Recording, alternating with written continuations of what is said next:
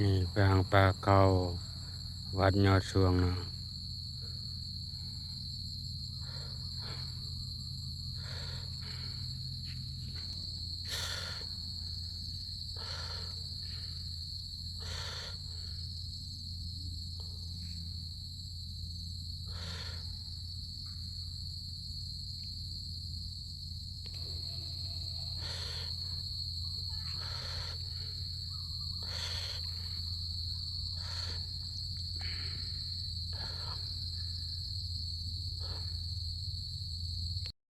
ภะคะวะโตอะระหะโตสัมมาสัมพุทธัสสะปุญญัญเจปุริโสกยิรากยิราเทนังปุนัพพุนังตัมหิฉันทังกยิราทะสุขโขปุญญสสะอุจจโยติขอน้อมน้อมคุณพระศรีรัตนตรัยคือคุณพระพุทธพระธรรมพระอริยสงฆ์เจ้าขอโอกาสพระเถรานุเถระคณะสงฆ์ทุกอาจทุกองค์แล้วก็ขอความสุขความเจริญในธรรมจงมาเกิดมีแก่คณะเอาตนศรัทธาวัตถุสุคน ในมื้อนี้กับเทว่าเป็นมื้อเต้ามื้อโฮมกองกฐินจะได้ทอดในมื้ออื่นก็มีไม่ออกฟองแล้วก็พร้อมด้วยญาติสนิทมิตรสหายได้เป็นเจ้าภาพเจ้าศรัทธาก็ตอนค่ำคืนนี้ก็ถือว่าเทศฉลองกฐินก็คงจะบ่ได้เว้าเรื่องอื่นก็คงจะเว้าเรื่องกฐินคิดว่าเอาตัวเนี่ยโยมเจ้าภาพเจ้าศรัทธาก็เคยได้ยินได้ฟังมาแล้วอาจจะลืมได้ฟังแล้วก็อาจลืมแล้วเพราะว่าปีนึงอาจจะฟังเท่านึงเท่าเดียวมันจะต้องฟังแล้วฟังอีกซ้ำแล้วซ้ำอีกถึงจะจำได้จึงจะเกิดศรัทธาถ้าเฮาบ่เข้าใจนะเฮาบ่เข้าใจเฮาบ่ฮู้อานิสงส์ว่าเฮ็ดไปเพื่อหยังได้หยังเฮ็ดหยังได้หยังเพื่อหยังเฮาก็บ่เกิดศรัทธาถ้าเฮาฮู้ว่าเฮ็ดไปแล้วเกิดบุญเกิดกุศลหลายหรือว่าได้ประโยชน์หลายเฮาก็จังอยากเฮ็ดฉะนั้นมื้อนี้อาตมากับอาจารย์วิจิตรเนาะจะได้มาสนทนาเรื่องกฐินพอประมาณเนาะสมควรแก่กาลเวลาท่านก็ให้อาจารย์จิตเพิ่นได้ทักทายเอากับออกตัวนิยมจักหน่อยก่อนถึงจะได้เทศต่อนิมนต์เขาหน่อยขอน้อมมาคุณพระศรีรัตนตรัยพระวรวัฒนเขากายพระเดชพระตุลาภาผู้ทุกคนเป็นวันศุกร์สบายดีเป็นวันจันทร์ที่สุขใจไปด้วยการสร้างความธรรมเทศนาตลอดจนพระพุทธเจ้าพุทธอริยมนุษย์ทั้งหลายครับโอกาสได้ที่จะขอโอกาสคือบาอาจารย์ในการตามองค์การในการสมควรแก่เวลาที่เป็นเวลานี้ก็เป็นสาธุ เจ้าภาพเจ้าศรัทธาได้ยินคักบ่อยู่ได้ยินคักอยู่บ่เสียงถ้าว่าบ่ได้ยินก็ยับเข้ามาใกล้ๆกันเนาะมื้อนี้ขอให้เจ้าภาพเจ้าศรัทธาเด้อตั้งจิตตั้งใจเป็นพิเศษฟังแล้วมันให้เข้าใจให้จำให้ได้ให้เข้าใจให้เกิดศรัทธามั่นคงยิ่งขึ้นเวลาถวายแล้วมันจะได้เต็มร้อยนะศรัทธาเต็มร้อยฉะนั้นเพื่อบ่ให้เสียเวลาก็อยากจะสนทนากับอาจารย์จิตเนาะต่างคนต่างถามต่างคนต่างตอบก็แล้วกันหรือว่าเอาตนญาติโยมอยากจะถามก็ถามได้คณะครูบาอาจารย์เพิ่นเว้าไปก็สงสัยย่านลืมก็สามารถถามได้ฉะนั้นก็ข้าน้อยเองเนาะก็จะเป็นผู้ถามก็แล้วกันทั้งถามทั้งตอบว่าเฮามาเว้าเรื่องกฐินนี่นะก็อยากให้อาจารย์จิตนี่อธิบายขยายความคำว่ากฐินความหมายของคำว่ากฐินนี่เป็นจังไดคือจังเฮาเข้าใจว่าพระพุทธเจ้ากฐินพระพุทธเจ้ากับกฐินเฮานี่เป็นจังไดก็ขอนิมนต์เขาหน่อยวิธีการปฏิบัติรู้สึกว่ามันมีความแตกต่างแล้วระหว่างพุทธประเพณีกับแบบประเพณีของเราเพราะฉะนั้นกฐินมันมีความหมายตั้งแต่วันไหนเนาะแต่ว่าของพระเนี่ยให้เป็นในเสริมต่อเข้ามากฐินนะก็บ่ได้หมายถึงต้นกฐินแต่ที่มันเข้าใจแต่นั้นต้นกฐินบ่ได้หมายแต่ว่า ไม่สะดึงหรือไม่คึ้งผักไม่เนื้อแข็งเพื่อที่จะมาถึงพิธีกรรมรูปสังฆกรรมที่ใดกรรมมันจะมีอันนี้แปลกเนาะแต่ภาพอะไรทำกันทิ้งมาจากมันจะมีอีกยกตัวอย่างในสถานที่วันนี้พระบอกว่ากตินัติปัญจาวิสังเสอัตโตการณสมัทธาตายัติรติอัตโธคำว่ากติแปลว่ามั่นคงคำว่ากติแปลว่ามั่นคงเพราะสามารถรวบรวมอานิสงส์5ประการได้ในขอบเขตของตนหมายความว่าตั้งแต่การกฐินไปแล้วก็เจริญอานิสงส์5เดือนทั้งนั้นจนทอดขึ้น15กลางเดือน4หรือว่าในกังขาอภินวดีกาพุทธเรศอธิบายว่าข้ามว่ากฐินนะแต่ไปว่าท่านคงด้วยกันหมายความว่าเพราะอ่านว่ารวบรวมอานิสงส์5ประการไว้บ่ให้ไปในที่อื่นขนาดประมาณนี้ขนาดความหมายมันเข้าใจด้วยสาธุเข้าใจว่า เจ้าภาพเจ้าศรัทธาคำว่ากฐินบ่แม่นกฐินคือบ้านเฮาเด้ที่บ้านเฮาเป็นต้นเด้กินกับแจ่วกินกับตำบักหุ่งได้กินกับลาบได้กฐินนี่เป็นภาษาบาลีกฐินนี่เป็นภาษาบาลีกฐินะเนาะถ้าเว้าโดยศัพท์นะถ้าเว้าโดยศัพท์แปลว่าไม่แบบครึ่งจีวรสมัยก่อนนี่มันบ่มีจักรยิบผ้าฉะนั้นก็ต้องใช้ไม้แบบตัดเนาะ5คันบ่7คัน9คันคือจีวรเนี่ยตัดเบิดเรียบร้อยแล้วก็เอายิบมายิบห่างๆยิบเนาไปห่างๆแล้วก็เอามาใส่ไม้แบบครึ่งดึงตึงๆดึงให้เข่งแล้วก็3 4 5คนยิบไปพร้อมกันเอิ้นว่าไม่ครึ่งไม่ตึงจีวรเวลายิบแล้วจะบ่ย่อจังซี่แต่ว่าสมัยนี้บ่เห็นละคือบ่นิยมมันมีจักยิบผ้าแล้วก็บ่จำเป็นละฉะนั้นไม่ครึ่งจีวรเอิ้นว่าไม้กฐินะผ้าที่ยิบจากไม้ตัวนี้เอิ้นว่ากฐินผ้ากฐินผ้าที่ยิบจากไม่ครึ่งจีวรเนี่ยนะไม่ครึ่งไม่ตึงก็ได้แล้วแต่ก็เอิ้นว่าผ้ากฐินผ้าที่ยิบด้วยไม่ครึ่งนี่นะเอิ้นว่าผ้ากฐินทับศัพท์เนาะมันบ่เห็นภาพมันวิธีเฮ็ดคือสิยากเนาะก็บ่ยากเขาน่ะวิธีเฮ็ดก็บ่ยากเฮ็ดขอบสี่เหลี่ยมซ้ำกับผ้าจีวรนั่นแหละก่อนมันมี2ชั้นเนาะหรือว่าบางครั้งเขาเฮ็ดตะปูเกาะเอาก็ได้นะเกาะต้องเฮ็ดให้เบิ่งเนาะอันนี้เว้าก็อาจจะบ่เห็นรูปเห็นภาพมันต้องเฮ็ดให้เบิ่ง เอาเป็นนั้นว่าผ้าเนาะเกิดจากการยิบแบบไม่ครึ่งนี้ไม่ตึงนี้ก็เอิ้นว่าผ้ากฐินะอันนี้โดยศัพท์นะถ้าโดยความหมายก็อยากจะเสริมอาจารย์จิตนิดจักหน่อยนึงว่าโดยความหมายมันมีอยู่2ความหมายที่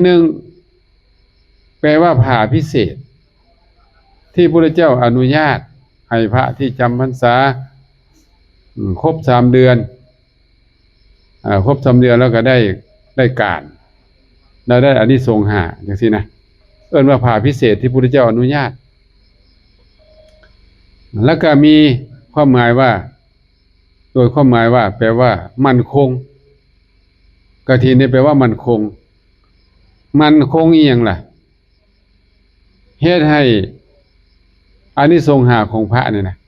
หลังจากรับกฐินแล้วการกฐินแล้วมีอานิสงส์5มั่นคงจนฮอดพุ่นละฮอดกลางเดือน4คืน15ค่ำเดือน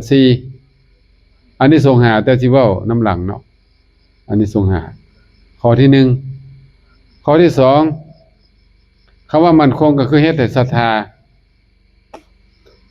ธาของออกตนญาติโยมน่ะมั่นคงตั้งแต่มื้อจองกฐินไปเป็นต้นไป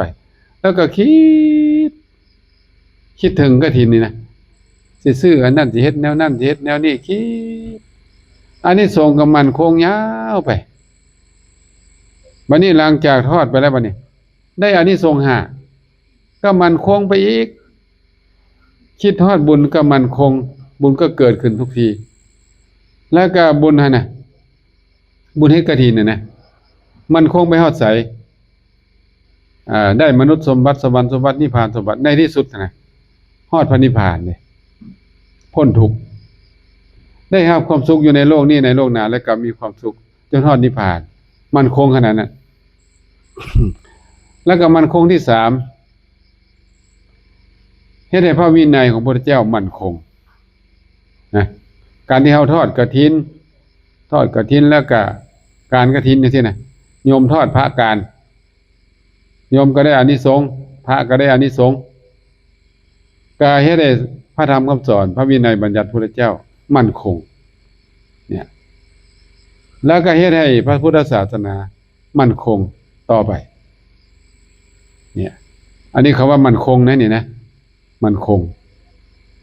มี3-4มั่นเนาะเฮ็ดให้ศรัทธาของเอาตนญาติโยมมั่นคงอานิสงส์ของเอาตนญาติโยมมั่นคงศรัทธามั่นคงอานิสงส์มั่นคงมันฮอดไสล่ะฮอดนิพพาน เฮ็ดให้อานิสงส์ของพระมั่นคง5ข้ออานิสงส์พระน่ะมั่นคงจะฮอดพุทธกลางเดือน4มันอยู่ในขอบตัวเองนี่ว่าอาจารย์จิตเพิ่นเว้าแล้วก็เฮ็ดให้พระธรรมคำสอนพระวินัยบัญญัติพระพุทธเจ้ามั่นคงพระพุทธศาสนามั่นคงอันนี้โดยศัพท์เนาะโดยความหมายเนาะบ่ได้โดยวินัยเด้โดยวินัยก็มีอีกเลยโดยวินัยนี่เอากิจกรรมทั้งหมดเลยคำว่ากฐินนี่ตั้งแต่พระจำพรรษายาวไปจนออกพรรษาบ่ขาดเนาะญาติโยมก็มาจองกฐินแล้วญาติโยมก็ได้มาทอดกฐินเมื่อทอดแล้วผ้าก็ได้ตัดยิบย้อมแล้วก็การกฐินแล้วก็ได้อานิสงส์5อันนี้กิจกรรมทั้งหมดตั้งแต่ต้นจนจบโยมได้อานิสงส์5พระก็ได้อานิสงส์5จนจบเอิ้นว่าวินัยเนาะกฐินโดยวินัยโดยทรัพย์โดยความหมายโดยวินัยมี3ประเภทแบบนี้คำว่ากฐินนี่นะเห็นบ่พิสดารบ่ล่ะถ้าว่าฟังไปแล้วยังบ่เข้าใจก็ถามขึ้นได้บ่มีผู้ใดเอาบิ๊กมาจดเอาเนาะมีโอกาสมาฟังแล้วค่อนข้างเลิกซึ้งเนาะหน่วยลกซึ้งไหนก็น่าจะถามอาจารย์ว่าคณะเสียวันละร้อยคนก็คงจะสงสัยแสดงว่าคนที่ไปดูกฐินนี่นะต้องเป็นคนแบบไหนพอมันจะมีบางทีบางเสียงมาบอกว่าต้องเป็นคนอายุแก่ๆนั่นแหละเป็นน้อยคือสิเฮ็ดบ่ได้มันคือสิเฮ็ดบ่ได้บ่ได้จังได๋เนาะที่ความเข้าใจแบบนี้นั่นแหละแล้วต้องเป็นคนประเภทไหนที่จะเป็นกฐินได้คนที่เฮ็ดกฐินนี่ก็ต้องเป็นคนมีความรู้ความเข้าใจฟังเรื่องกฐินมาโดนมานานศึกษาเรื่องกฐินมาดีได้ฟังเทศน์ครูบาอาจารย์จนเข้าอกเข้าใจวิธีการเฮ็ดก็ดีอานิสงส์ของกฐินก็ดีนะอันนี้บ่ได้หมายความว่าจะต้องเป็นผู้เฒ่าตามที่เขาเข้าใจนะต้องมีอายุ50ขึ้นไปจังเฮ็ดกฐินได้ถ้าเกินมื้อนั้นได้มันคือสิบ่ได้เขาน่ะเพราะยังน้อยโพดแต่ว่าจังซี่ซะถ้าว่าผู้เป็นพ่อเป็นแม่เฮ็ดให้นี่ก็ได้เขาน่ะกฐินอันนี้เขาน้อยจองให้ลูกเขาน้อยเด้อนี่นะลูกเกิดในมื้อนั้นแต่ว่าเฮ็ดพ่อแม่เฮ็ดให้ลูกสินะได้เฮ็ดเฮือนให้ลูกก็ได้แม่นบ่ล่ะซื้อรถให้ลูกก็ได้มันขับบ่ทันเป็นดอกแต่ว่าซื้อให้มันแล้วเป็นซื้อของมันได้หมายความว่าเป็นที่โบราณเพิ่นว่าห้ามมันว่าบ่ให้ผู้เฒ่าบ่ให้คนหนุ่มเฮ็ดน่ะมันเฮ็ดบ่ถูกเฮ็ดบ่เป็นก็เลยห้ามซะว่าอย่าเฮ็ดเฮ็ดแล้วสิตายเด้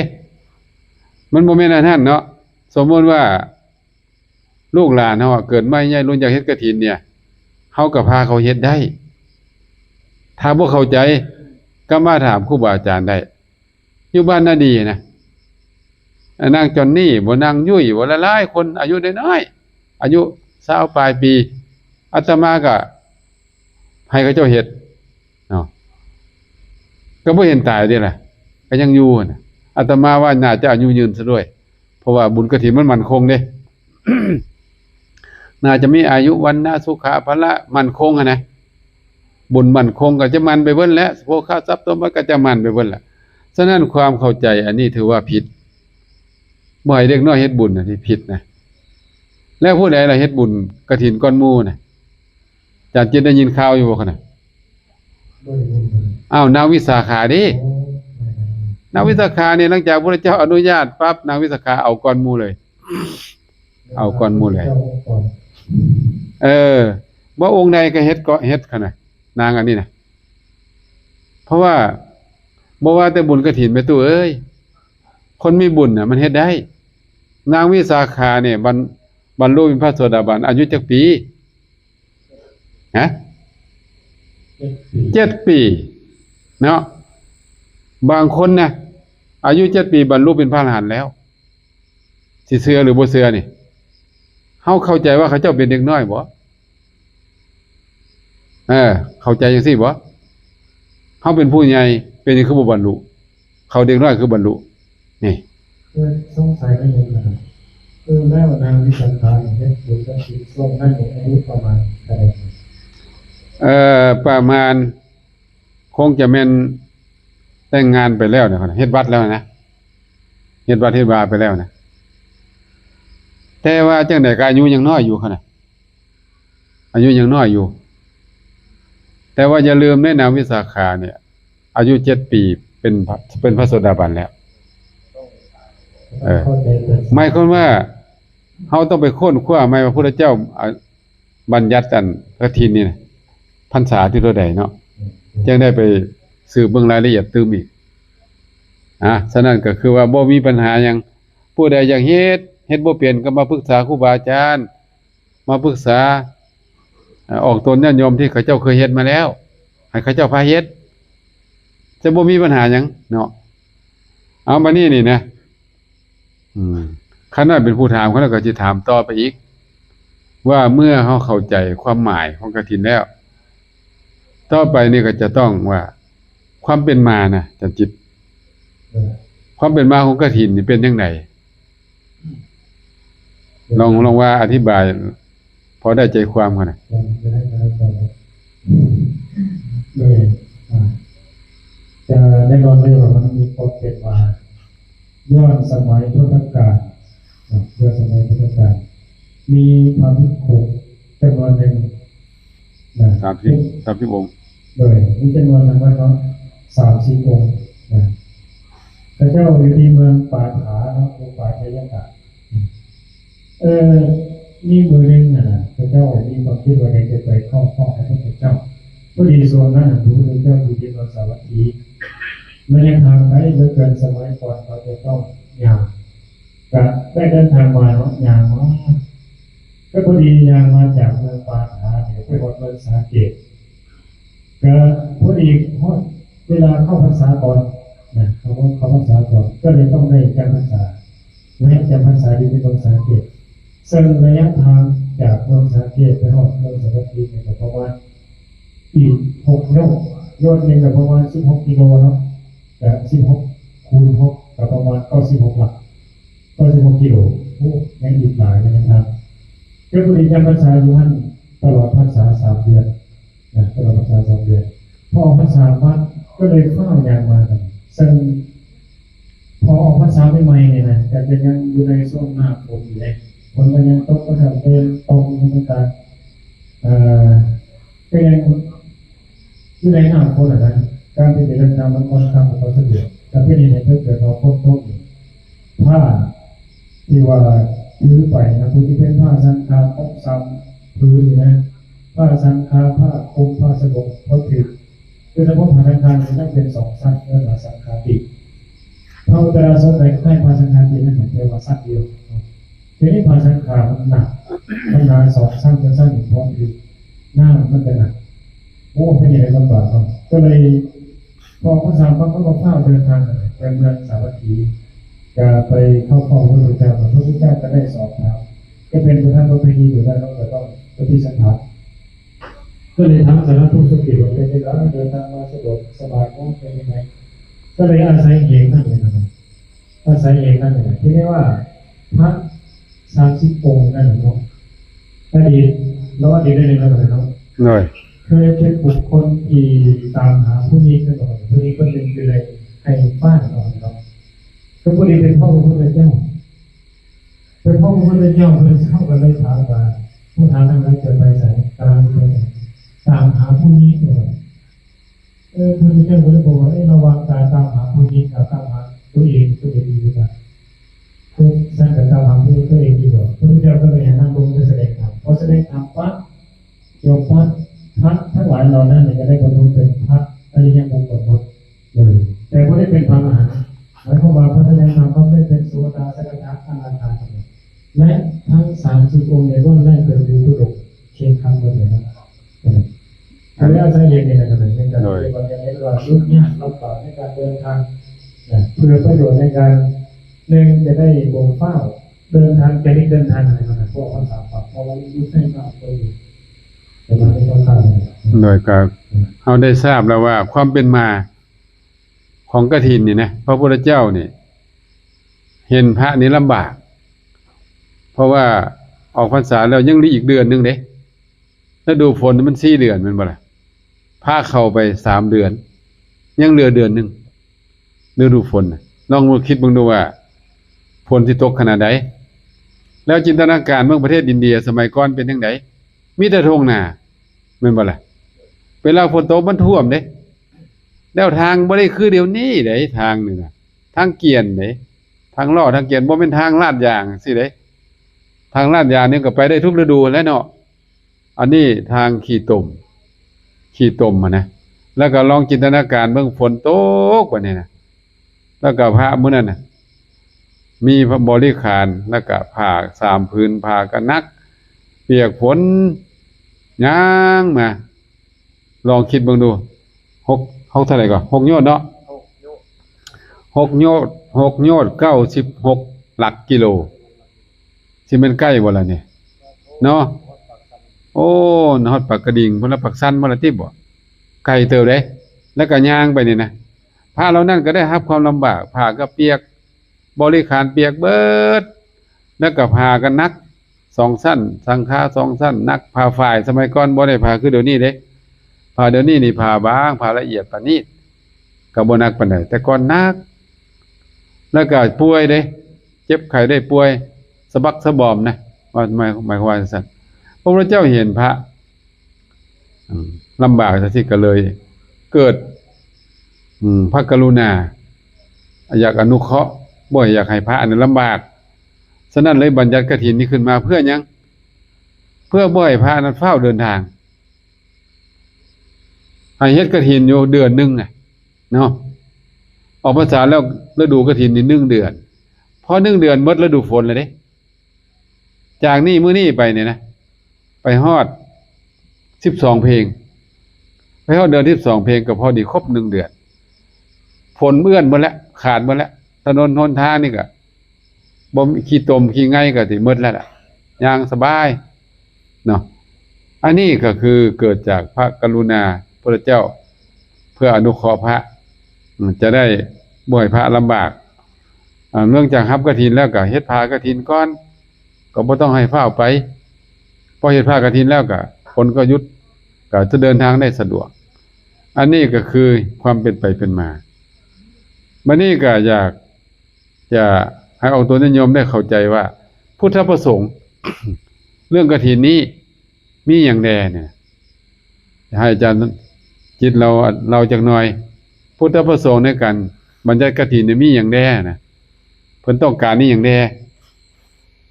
เมื่อกี้นี่ขอนึงแล้วเด้ที่บอกว่า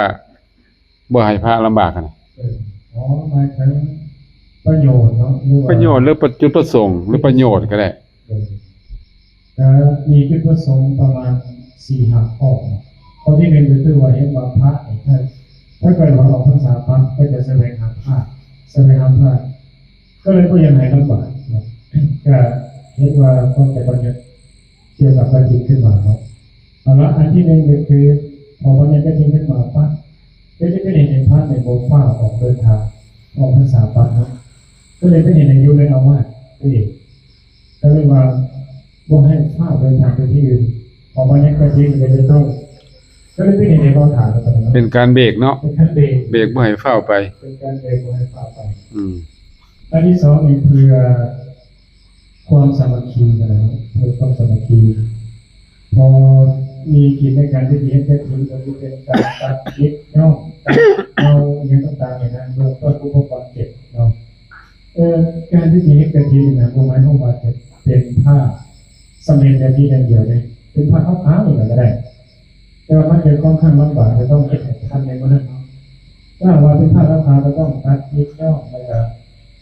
ก็ได้ต้องไปเห็นในซอยกันอยู่ซอยกันพาทำเมื่อ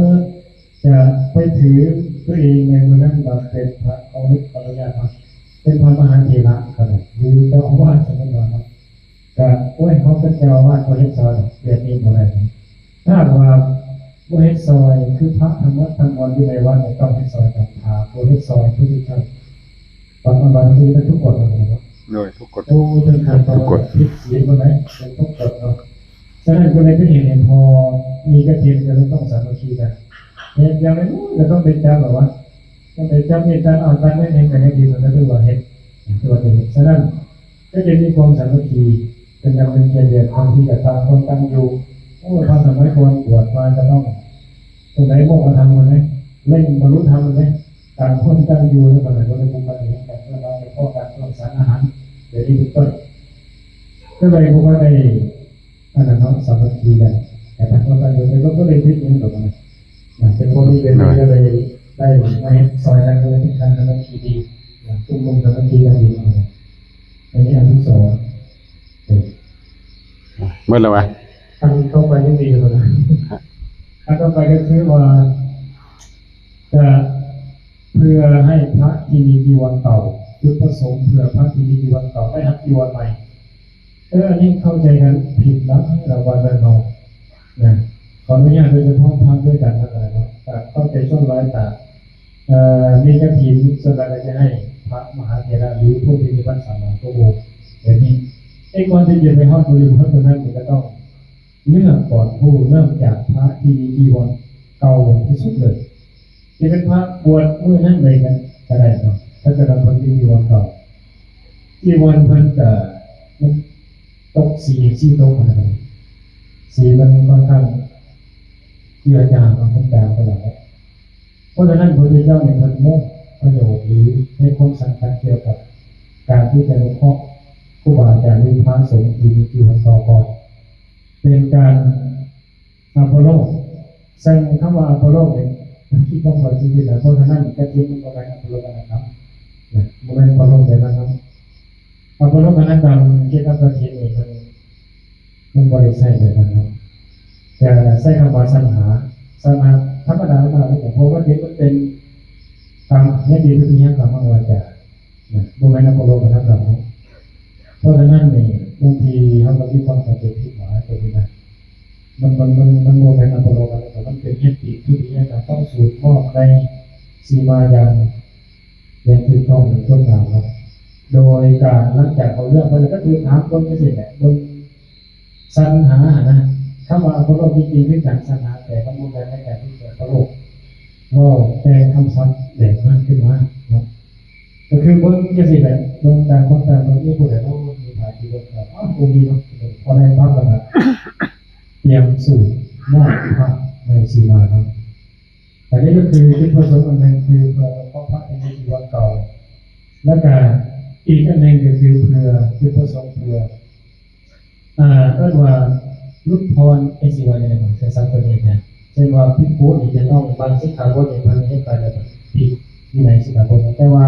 พอที่เขามันจะต้องการเทคนิคจะได้พรอะไรกันนะแต่ผู้พิพรพันเนาะโดยพรพันในสิกขาบทเช่นว่าในเรื่องของเจนิตาสิกขาบทที่ในเจตนาวัคนะเกี่ยวกับการถือผ้าอะไรเนาะถือผ้าครบ3 พื้นนะบางทีก็จะเขาบริหารบริษัทกระถิ่นก็จะต้องถือแบบนี้ถ้าเกิดว่าได้อธิษฐาน3 พื้น3 คาคุ้มแล้วพระสงฆ์จะต้องไปใช้ก็ต้องถือแบบนี้แต่ถ้าว่าพอได้ทำผ้าไปได้ทำบริสุทธิ์เลยนะ จะสามารถที่จะพาสังขารโดยเฉพาะเล่งเห็นเราพระพิโกสาวลงปาทาง30องค์เดินทางลำบากคือถ้าเกิดว่าเนี่ยมันมีสมภาพเรานั่นเองคนที่เป็นต้องคือพาสังขารก็ได้เก็บไว้ในใจมุ่งมั่นที่ว่ารู้สึกว่ามันใจปลอดภัยได้อย่างนี้นะอันนี้จะเป็นวิปัสสนาหนึ่งเพื่อรูดถอนเนาะถอน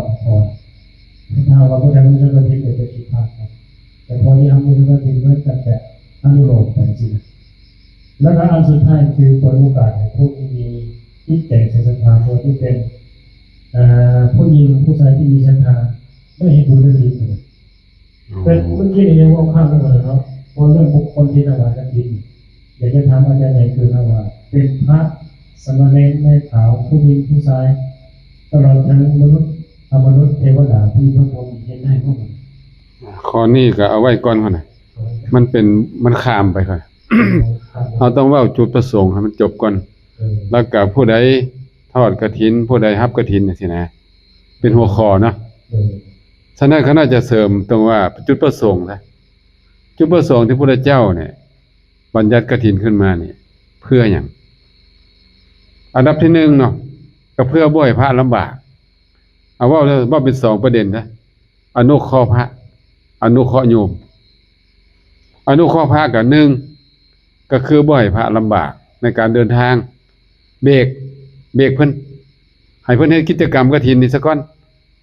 เมื่อเฮ็ดกิจกรรมกฐินแล้วก็พอดีฝนก็หยุดพอดีถ้าบ่ซั่นนี่เพิ่นออกพรรษาปุ๊บเพิ่นสิไปเลยเด้เพิ่นสิไปของเพิ่นเลยไปเวียกเพิ่นน่ะนะจักไปหยังแล้วสมัยก่อนก็ไปเฝ้าพระพุทธเจ้าสมัยนี้จักไปไสไปเยี่ยมแม่บ่หรือว่าจังได๋ก็บ่จักเยี่ยมพ่อเยี่ยมแม่เยี่ยมบ้านเยี่ยมเมืองก็แล้วแต่เนาะหรือไปปัวโตก็แล้วแต่ข้อที่1หั่นน่ะเบรกข้อที่2ใส่จีวรการใส่จีวรในปกติผ้านี่นะไปใส่ก็ต้องเอาผ้า3ผืนไปหนักเลยบัดนี้รับกฐินแล้วเนี่ยเพิ่นลดให้เลยเอาไป2ผืนก็ได้เอาไป2ผืนแสดงว่าสบงกับจีวรสังฆามันหนาเนาะบ่เอาไปแล้วหนาปะไว้แล้วบ่เอาไปเอาสบงกับจีวรไปพอเพราะสังฆาบ่เอาไปมันหนักก็ลดพรการเดินทางเบาขึ้นอันที่2อันที่3แสวงหาจีวรเนาะจันจิตออกพรรษาแล้วได้จักเดือนคั่นน่ะแสวงหาจีวรรู้สึกจะประมาณ5 เดือนเดือนนึงบ่คั่นน่ะอันนั้นนี่2พรรษาได้เดือนนึงเด้มานี่นะสมัยก่อนเนี่ยผ้าอึดเด้ผ้าอึดออกพรรษาปั๊บแล้วเพิ่นให้เวลา1 เดือนให้ไปหาผ้าเนาะให้ไปหาผ้ามายิบนี่นะมายิบจีวรมายิบสังฆามายิบสบงให้เวลาเดือนเดียวเท่านั้นเป็นจังได๋ล่ะเครียดบ่ล่ะรู้สึกเครียดบ่ล่ะเดือนนึงนี่นะผ้าสมัยก่อนนี่หายากเด้แพงก็แพงหายากบางองค์ก็ต้องไปเอาผ้าพันศพบางก็เอาผ้าที่เขาเจ้าทิ่มอยู่ที่ต่างๆมายิบประติดประต่อกันเด้บ่คือเดี๋ยวนี้นี่เป็นโรงงานของตำผ้าบ่อึดบ่อยากสมัยนี้นะสมัยก่อนอึดเด้นี่แสดงเอาผ้ากับแสดงเอาผ้าที่เฮ็ดกับสิ่งต่างบ่อันนี้นี่นะเพิ่นเวลารับกฐินไปแล้วคั่นน่ะเจ้าเพิ่นจะยืดให้เด้อีก4 เดือนเด้เมื่อรับกฐินแล้วนี่จะยืดเวลาให้อีก4 เดือนรวมแล้วก็ได้เท่าใดก็ได้5 เดือนเนาะแม่นบ่ล่ะอันนี้2พรรษา1 เดือนแล้วก็อันนี้2กฐินอีก4 เดือนเป็น5 เดือนเนาะบ่เครียดแล้วบัดนี้นะบ่เครียดเด้ก็อยู่ทางหาไปตั้ง5 เดือนคงจะได้อยู่ผ่านะแต่เดือนเดียวนี่เสี่ยงเด้ยากเด้ฉะนั้นผ้าสมัยก่อนนี่น่ะอึดหายากพระภิกขุนี่ผ้าเก่าๆมองๆขาดๆตาบๆไปนะตาบแล้วตาบอีกเป็นจังซี่บ่คือเดี๋ยวนี้เนาะเดี๋ยวนี้นี่ครูบาอาจารย์นุ่งก็บ่ทันโยมถวายติ๊กๆจังซี่เด้คนละยุคคนละสมัยอันนี้อันนึงเนาะแสวงหาผ้าแล้วก็คือจันจิตว่าแหละ เวลารับกฐินแล้วก็ต้องสามัคคีกันเด้ซอยกันหยังล่ะซอยกันกะผ้าซอยกันตัดซอยกันเย็บซอยกันย้อมเพราะว่าญาติโยมมักจะถวายผ้าเป็นพื้นผ้าเป็นม้วนผ้าเป็นไม้ผ้าเป็นพื้นมาบ่ทันเป็นจีวรเด้ฉะนั้นพระเจ้าประสงค์เฮานี่นะก็ได้พระได้ซอยกันกะซอยกันตัดซอยกันเย็บซอยกันย้อมผ้าขาวน่ะคิดเบิ่งดูถ้าบ่ไวนี่นะบ่ทันเด้ต้องเฝ้าเฮ็ดเด้ต้องเฝ้าตัดต้องเฝ้ากะเฝ้ายิบเฝ้าย้อมยิบก็ยิบมือต้องซอยกันยิบเด้คือข่อยเว้าล่ะเฮายิบห่างๆก่อนเนาะยิบห่างๆแล้วก็เอามาใส่ไม้แบบเนี่ยมันสามารถยิบพร้อมกันได้เด้ยิบผู้ละดูกนะยิบพร้อมกันเป็น10ก็ได้แล้วไว ยิบแล้วก็มาย้อมซักย้อมตากให้แล้วในมือนั้นสมมุติว่าแล้วมื้อคืนนี้นะทอดมื้อนี้นะยามมื้อเว้นแล้วยามมื้อคืนเนาะถ้าไปได้คืนอรุณขึ้นมานะอรุณวันใหม่ขึ้นมาก็ถือว่าบ่ได้กฐินนั้นเสียละใส่บ่ได้ละมีเวลาหน่อยเขาก็เขาเสียอะไรกันถวายไม่อีกได้บ่บ่ได้เขาน่ะ บ่ได้เพราะว่ากฐินนี่มันพิเศษเด้พิเศษมันมีการของมันพิเศษเดือนนึงเท่านั้นทอดกฐินน่ะเดือนเดียวเด้ออกพรรษาไปแล้วน่ะเกินนั้นบ่ได้แล้วก็วัดนั้นรับได้ครั้งเดียวพระก็รับได้เทื่อเดียวเป็นจังซี่มันมีขีดจำกัดแบบนี้เอาบัดนี้อนุเคราะห์พระแล้วแม่นบ่คั่นน่ะ4ข้อบ่5ข้อเนี่ยเนาะบัดนี้อนุเคราะห์โยมที่โยมเขามีศรัทธาอยากได้บุญก็เลยถวายผ้ากฐินเนาะถวายผ้ากฐินก็แล้วแต่ละความจริงผ้ากฐินก็มีแต่พ่อผ้า3ผืนนั่นแหละผืนใดผืนหนึงอีกเด้บ่แม่นทั้ง3ผืนเด้ญาติโยมต้องการบุญจะได้อานิสงส์อย่างแน่ก็ค่อยเว้านำหลังอานิสงส์กฐินนะเว้าแต่ว่าจุดประสงค์ที่พระเจ้าเนี่ยอนุญาตกฐินนี่เพื่ออนุเคราะห์พระเพื่ออนุเคราะห์ญาติโยมอนุเคราะห์พระให้ได้รับความสะดวกสบายทางวินัยอนุเคราะห์โยมให้ได้บุญหลายปานใดเดี๋ยวค่อยเว้าเรื่องต้องอานิสงส์เนาะอันนี้ก็คงเข้าใจแล้วบัดนี้นี่อาจารย์จิตเพิ่นถามข้างไว้ผู้ใดมีสิทธิ์ที่จะทอดผ้ากฐินไผแน่ก็เอาเลยเด้มนุษย์นี่เด้มนุษย์ก็ได้เทวดาก็ได้พระภิกขุก็ได้พระภิกขุณีก็ได้สามเณรภิกษุขมานาก็ได้สามเณรก็ได้สามเณรีก็ได้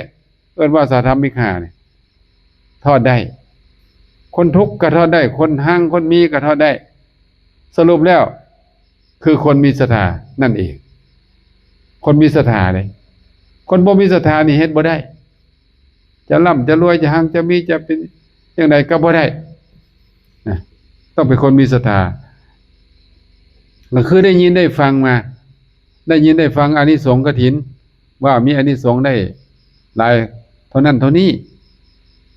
เกิดศรัทธาแล้วก็อยากอนุเคราะห์พระให้พระได้รับความสะดวกทางพระวินัยแบบนี้นะก็จองกฐินเฮ็ดกฐินบ่จำกัดอายุเด้อบ่มีจำกัดอายุเด็กน้อยก็ได้ผู้ใหญ่ก็ได้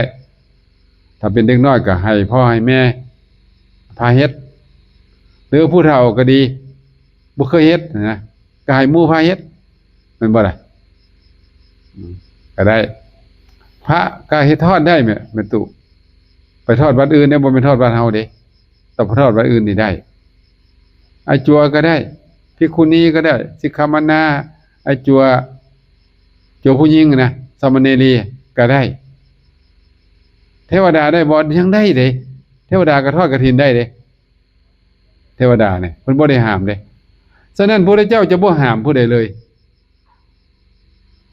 ผู้ใดจองก่อนได้ทอดก่อนบ่มีการห้ามเนาะโอกาสอะไรเนาะแสดงว่าท่านว่าพระก็ได้เนรก็ได้แสดงว่าถ้าว่าพระเป็นผู้ทอดแต่จะบุกเกี่ยวกับญาติโยมนั้นโยมอาจจะบ่ได้มาก็ได้ มติว่าสมัยก่อนนะสมัยก่อนเนาะ เออ ก็เป็นจังซี่ก็ธรรมดาครูบาอาจารย์ก็จะมีญาติโยมเด้ก็สิบอกญาติโยมหั่นแหละว่าอาตมาเด้ออาตมาจะเฮ็ดกฐินปีนี้น่ะไปทอดวันนั้นวันนี้นี่ญาติโยมก็สิร่วมหั่นแหละแม่นบ่ล่ะเวลาโยมเป็นเจ้าภาพพระก็ร่วมได้ เอาผ้ามาร่วมเอาเครื่องนั้นอันนี้มาร่วมเอาได้มีหยังก็มาร่วมมันน่ะได้บัดนี้พระเฮ็ดโยมก็มาร่วมได้กฐินนี่บ่จำกัดเด้นอกจากผ้าแล้วนี่นะมีหยังแน่เป็นบริวารบ่จำกัดเลยจะเอาหยังมาก็ได้ผ้ากฐินนี่พื้นเดียวเด้ใน3พื้นเอาพื้นเดียวสมมติว่าโยมถวายมาครบ3พื้นเนาะสบงจีวรสังฆาเวลาการอีหลีนะถ้าสบงขาดก็เอาสบงนั่นแหละถ้าจีวรขาดก็เอาจีวรนั่นแหละสังฆาขาดก็เอาสังฆานั่นแหละนอกนั้นนี่ซะน่ะนอกนั้นเป็นของสงฆ์ยกเว้นพระสงฆ์เห็นว่าโอ้ให้เพิ่นซะให้ครบทั้ง3ซะให้มันคือกัน4นะเอาประโลกให้เนาะยินยอมพร้อมใจกันยกให้อันขาน้อยเห็นว่าผ้าที่เหลือนี่นะนอกจากที่การนี่นะ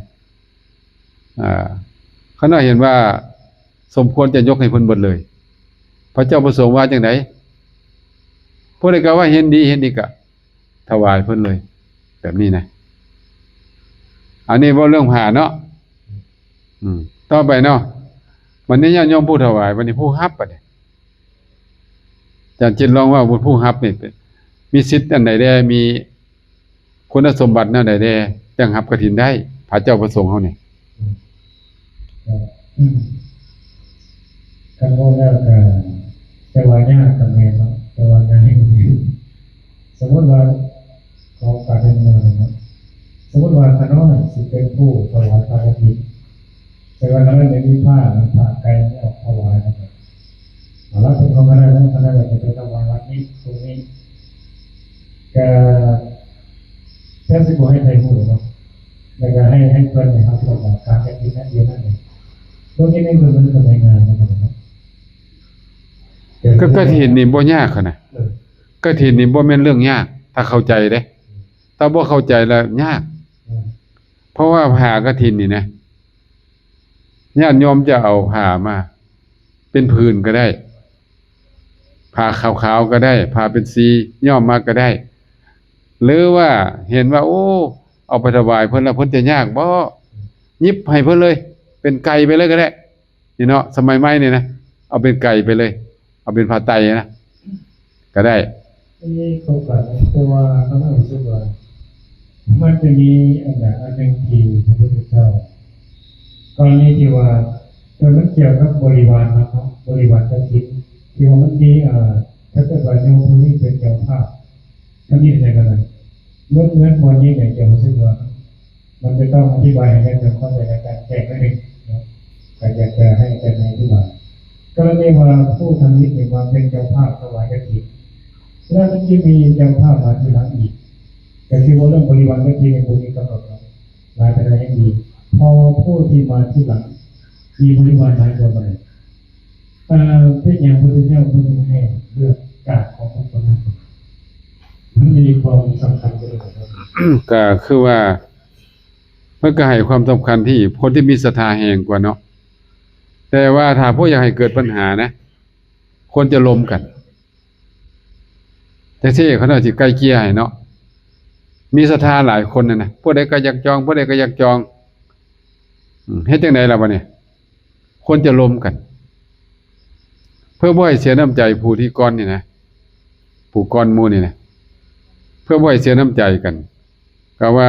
ค่อยขอซะได้บ่ให้เจ้ามาเป็นบริวารงวดหน้างวดหลังเจ้าจึงเอาได้บ่ใช่น่ะ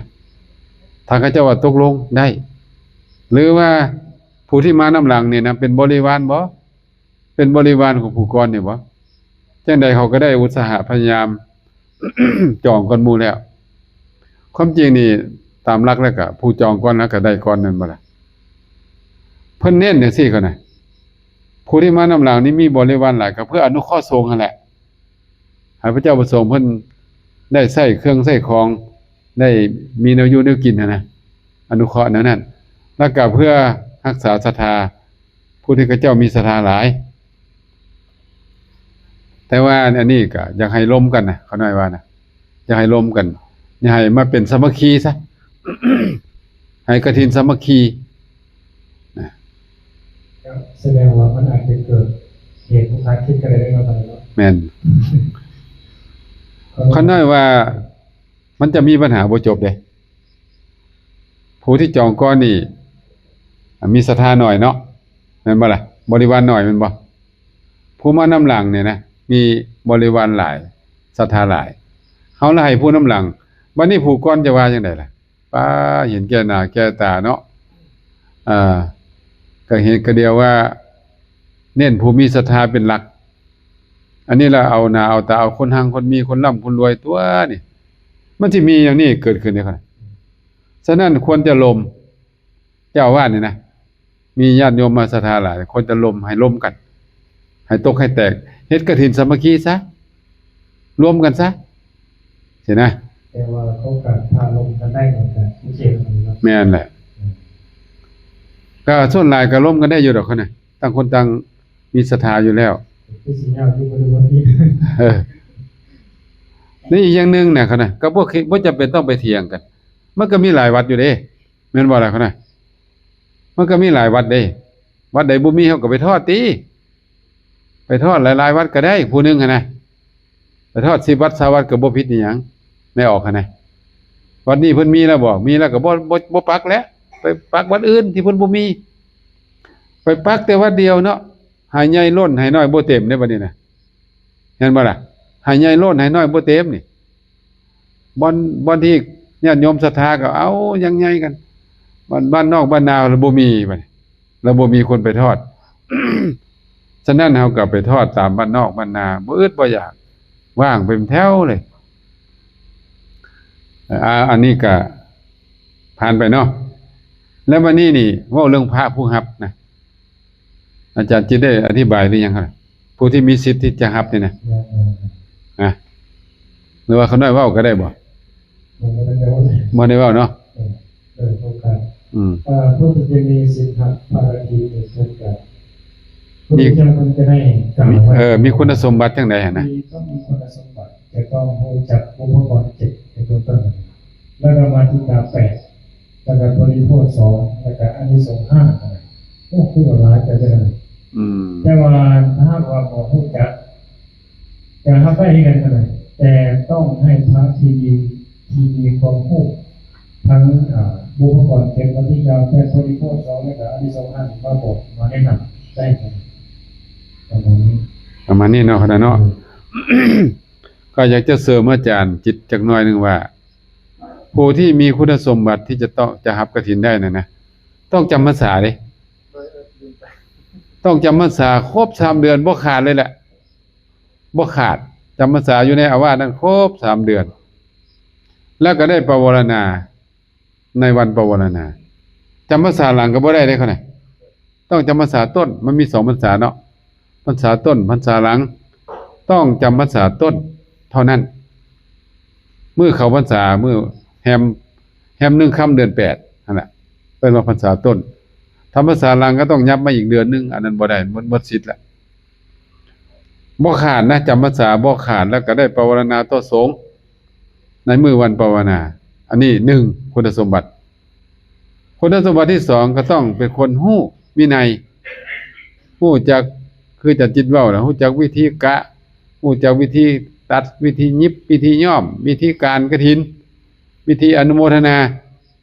ฮู้ละเอียดนะฮู้รายการละเอียดอันดับ3พระที่มีจีวรเก่า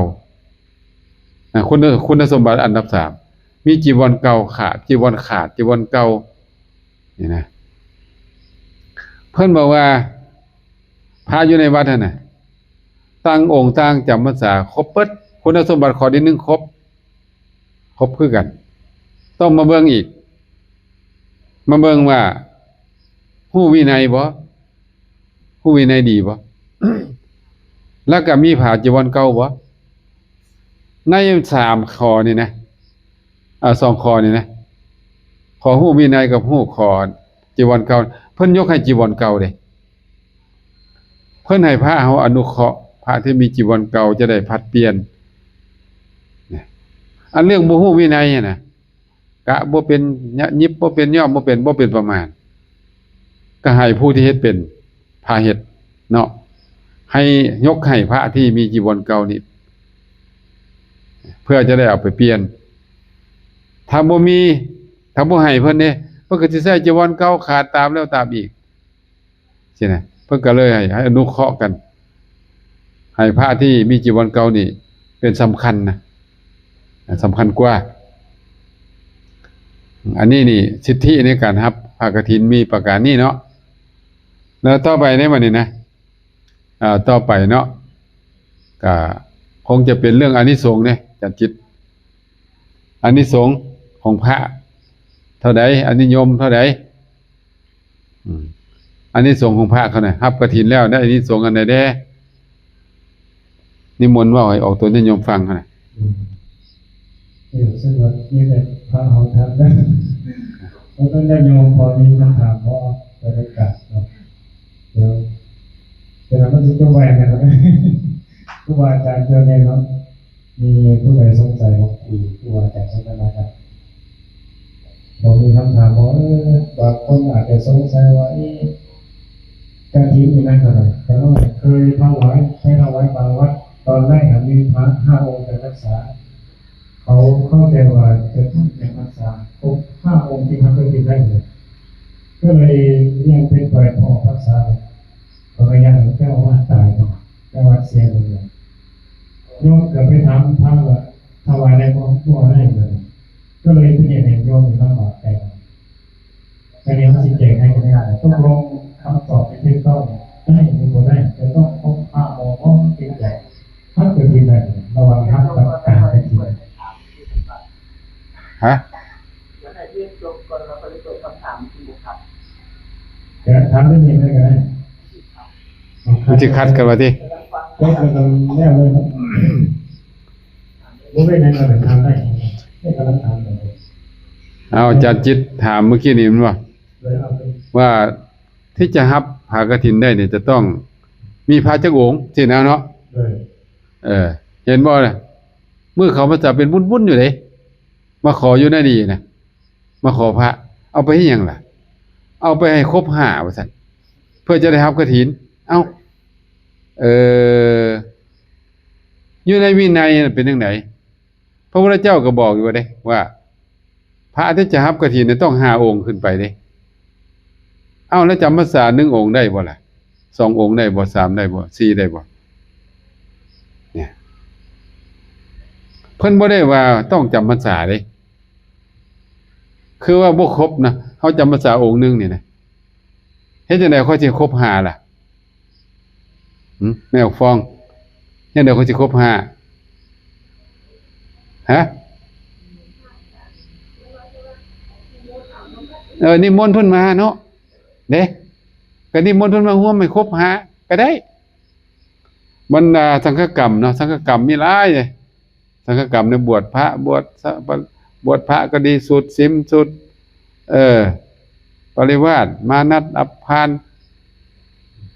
ทุกสังฆกรรมพระบ่ครบเฮ็ดจังได๋ก็นิมนต์มาเพิ่นว่าสินิมนต์มาเพิ่มให้ครบได้อันนี้ก็คือกันเนาะจำพรรษาองค์นึงหรือ2 องค์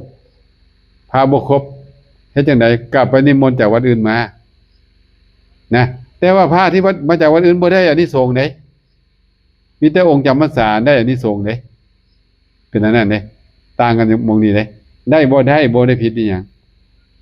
แต่ว่าครูบาอาจารย์เฮานะบางเทื่อเข้าใจผิดพระพุทธเจ้าว่ารับกฐินนี่ต้องพระต้อง5 องค์เพิ่นบ่ได้บอกว่าจะต้องจำพรรษา5 องค์เด้นี่เข้าใจผิดก็มีเด้ฉะนั้นบ่ได้ห้ามนะบ่ได้ห้ามจำพรรษาองค์นึงก็ได้แต่ว่าให้นิมนต์หมู่มาให้ครบ5ขึ้นไป โอกาสนะแสดงว่าเพิ่นกำลังสับสนระหว่างทับกับการกระทำนี่บ่ครับ แม่นถึงแล้วขนาดเช่นงานบวชแม่นบ่ขนาดบวชพระนี่นะเฮาอยู่องค์เดียวนี่มันบวชบ่ได้แม่นบ่เฮ็ดจังไดก็นิมนต์มาให้ครบนิมนต์พระมานั่งหัตถบาตน่ะให้ครบก็ได้ อันนี้ก็เหมือนกันเนาะเพิ่นเข้าใจผิดเด้เข้าใจไปรวมกัน ความจริงเพิ่นบอกว่าในการรับกฐินน่ะต้องหาองค์เพิ่นบ่ได้เกี่ยวกับว่าจำพรรษาเด้องค์หนึงก็ได้2องค์ก็ได้3องค์ก็ได้ก็นิมนต์มาให้ครบก็แล้วกันนั่งหัตถบาตได้ แต่ว่าองค์ที่นิมนต์มาที่อื่นนั่นบ่ได้อานิสงส์เด้ได้เฉพาะองค์ที่จำพรรษาเท่านั้นล่ะแต่ว่าได้บุญบ่ล่ะได้บุญบ่ล่ะได้มาซอยงานสงฆ์ก็ได้บุญเลยแต่อานิสงส์บ่ได้อานิสงส์กับบุญต่างกันจังไดเดี๋ยวก็สิเว้าให้ฟังต่อไปเนาะเว้าให้ฟังต่อว่าอานิสงส์ของพระนี่เป็นจังไดต่างกับโยมบ่อาจจะต่างกันเนาะนั่นบ่ล่ะ บ่ในส่วนของพระก่อน อานิสงส์พระบ่ ในส่วนของโยมก่อน ก็ต้องพาก่อนคั่นน่ะพาก่อนแล้วก็โยมเอาจารย์จิตลองว่าดูคั่นน่ะอานิสงส์พระเนี่ยจักข้อพระนี่รับกฐินแล้วได้จากอานิสงส์จักข้อ พระพุทธเจ้าท่านได้กล่าวไว้ในปฏิสัมภกะมี5ข้ออันที่1ก็คืออนามัตตจาโรอันที่2อัสสมาทานจาโรอันที่3คณะโภชนะอันที่4ยาวัฏยาวัฏถาจีวรอันที่5โยแตตถาจีวรุปปาโทโสเอสังภูริสติก็คำพระพุทธเจ้าเป็นภาษาบาลีต้องออกว่าอย่างนี้นะก็ต้องแปลแปลให้ฟังเป็นอะไรเนาะอนามัตตจาโรก็คืออันที่1เที่ยวไปโดยไม่ต้องบอกลาก็เลยอยากให้อาจารย์อธิบายให้ละเอียดเนาะทำมาโดยไม่ต้องบอกลาคือเราอธิบายจะเป็นสักวินัยพระข้อนี้คั่นน่ะวินัยพระข้อนี้นี่เวลาจะไปทางไหนต้องลาเด้ต้องบอกลาพระอยู่ในวัดนั้นลาให้หยังล่ะเอาก็จะได้ฮู้กันเนาะเวลาญาติโยมมาถามว่าองค์นั้นองค์นี้อยู่ไสไปจังไดนี่หรือว่าพระด้วยกันเองนั่นแหละก็เป็นความจริงนะเพราะเรื่องบอกลาเนี่ยบ่ว่าทางโลกทางธรรมแม่นบ่ก็ต้องบอกแม่นบ่ล่ะเฮาอยู่ในครอบครัวยังเป็นลูกเป็นหลานน่ะอยากไปไสก็ต้องลาพ่อลาแม่เนาะแม่นบ่อีแม่ขอยสิไปเที่ยวกันเด้อขอยสิไปบุญกันเด้อขอยสิไปโรงเรียนก็บอกให้เพิ่นฮู้เพิ่นก็จะบ่ต้องห่วงนี่ลอยไปก็บ่ได้เด้เนาะเป็นห่วงเด้เนาะแม่นบ่ล่ะบัดนี้พ่อแม่ไปเด้ต้องลาบ่ล่ะผัวต้องลาเมียบ่เมียต้องลาผัวบ่ล่ะแม่ตู้จำนวนลาบ่บอกไว้เนาะขอยสิไปตลาดกันเด้อขอยสิไปวัดกันเด้อขอยสิไปบุญกฐินมื้ออื่นจังมาเด้อมื้อจังสิกลับมาผู้ที่เป็นผัวแม่นบ่ล่ะได้ฟังแล้วก็เมียเฮานี่ดีเด้ไปลามาครอบแม่นบ่ล่ะเฮาก็บ่ระแวงสงสัยกันนะย่านลอยนะบ่แม่นหยังดอกย่านลอยไปคบสู้คบชายไปสินะบัดนี้ผู้เป็นเมียลาผัวผู้เป็นผัวล่ะก็ต้องครอบเมียคือกันเด้ขอยสิไปวัดขอยสิไปหาหมู่ขอยสิไปนั่นนี่งานสังสรรค์ก็บอกไปจะแจ้งบ่ให้เขาเจ้าระแวงสงสัยบ่ล่ะบัดนี้นี่มีลูกอยู่หั่นลาบ่ล่ะควรจะลาลูกพร้อมบักลาอีหลาเด้อพ่อสิไปเวียกหั่นก็นี่เด้อเพื่อบ่ให้ลูกห่วงถ้าเป็นจังซี่นะครอบครัวนั้นจะบ่ระแวงกันเด้ถ้าลอยไปไผลอยมันห้วยแม่นบ่ล่ะอันนี้ทางโลกเนาะทางโลกก็ต้องลาทางธรรมล่ะก็ต้องแห้งแหละแห้งลาล่ะไปใส่มาใส่ต้องบอกข้าน้อยสิไปกินนิมนต์กันเด้อข้าน้อยสิไปวัดนั้นวันนี้กันเด้อเวลาคนมาถามหาอาจารย์โน้นนั่นเพิ่นไปใส่ล่ะข้าน้อย โอ้เพิ่นไปหันไปนี่ก็ก็แล้วไปเนาะถ้าว่าบ่ฮู้นะจักไปใจบ่จัก อันนี้ก็เฮ็ดให้เกิดความสงสัยเกิดความระแวงเกิดความบาดหมางเนาะฉะนั้นไปไสก็ต้องบอกลาแต่ว่าเมื่อได้รับกฐินแล้วจะพิเศษเด้ได้รับกฐินแล้วพิเศษไปงานนิมนต์ก่อนนิมนต์ก็ดีหลังนิมนต์ก็ดีสามารถไปเลยบ่ต้องบอกก็ได้พรผ่านให้เอาเถอะไปพิเศษอานิสงส์กฐินนี่นะอานิสงส์กฐินนี่บ่แม่นบุญเด้เป็นความสะดวกของพระทางพระวินัยเป็นความพรผันยุญาณให้ทางวินัยให้บ่ให้มันเข่งหลายให้พระได้อยู่ได้ง่ายนะเพราะว่าเข่งมาทางภาษาแล้วเป็นบ่ล่ะญาณให้น้อยนึงแต่หมายความว่ารับกินนิมนต์แล้วสิไปไหนนะก่อนก็ดีก่อนนิมนต์ก็ดีก่อนฉันก็ดีหรือว่าหลังก็ดีได้บ่ต้องอาบัติบ่ซั่นนี่นะไปแล้วบ่ลาเนี่ยต้องอาบัติเด้วินัยพระเนี่ยอันนี้ก็ประมาณนี้เขาน่ะขอโอกาสก็เป็นอย่างเสริมข้อนี้เนี่ยเกิดจากภิกขุที่ภิกขุเรียนนั้นชื่อว่าอุปนันทที่ก็ดีเหมือนกันเกิดจากอุปนันทภิกขุอุปนันทภิกขุเกิดจากพระอุปนันทภิกขุเพิ่นก็มีญาติโยมนิมนต์เพิ่นทั้งหลายพอดีเพิ่นไปสันนิมนต์ก่อนแล้วก็ได้บอกหมู่บ่ได้บอกพระสงฆ์อื่นก็เลยพอเวลาสันพระในสิเตียงสันก็เลยโยมผู้เป็นเจ้าภาพบอกว่าต้องการถวายเจ้าจงเพิ่นจริงๆนะ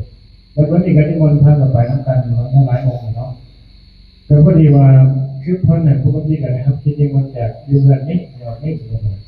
แต่เพิ่นก็มีจิตไปสันมือก่อนแล้วก็ที่นี่ว่าที่นี่ในพระรอถามเพิ่นก็ดีเพิ่นน่ะบ่ฮอดสวยบัดมันจะใกล้12โมงแล้วเนาะก็เลยเพิ่นเห็นในพอมาฮอดว่ามันนี่เลยเวลานิดนึงก็เลยเพิ่นเห็นในสันบ่ค่อยอยู่เลยสันบ่ดีนะก็นึงเดี๋ยวนั้นก็เลยเพิ่นเห็นในเกิดว่า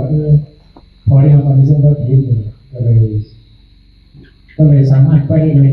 ไปใส่ก็ได้ดังนั้นพระที่สิสันพระอาหารเองก็ต้องผ่านแล้วบัดนี้เขาหน่อยรับกฐินแล้วก็ลาได้บ่รับกฐินได้มารยาทซะสินะลาก็ได้กันโอ้แห่งดีแม่นบ่เขาน่ะโซรับกฐินแล้วก็ยังเฮ็ดคือเก่าอยู่ยังลาอยู่ก็ได้อยู่เนาะกรณี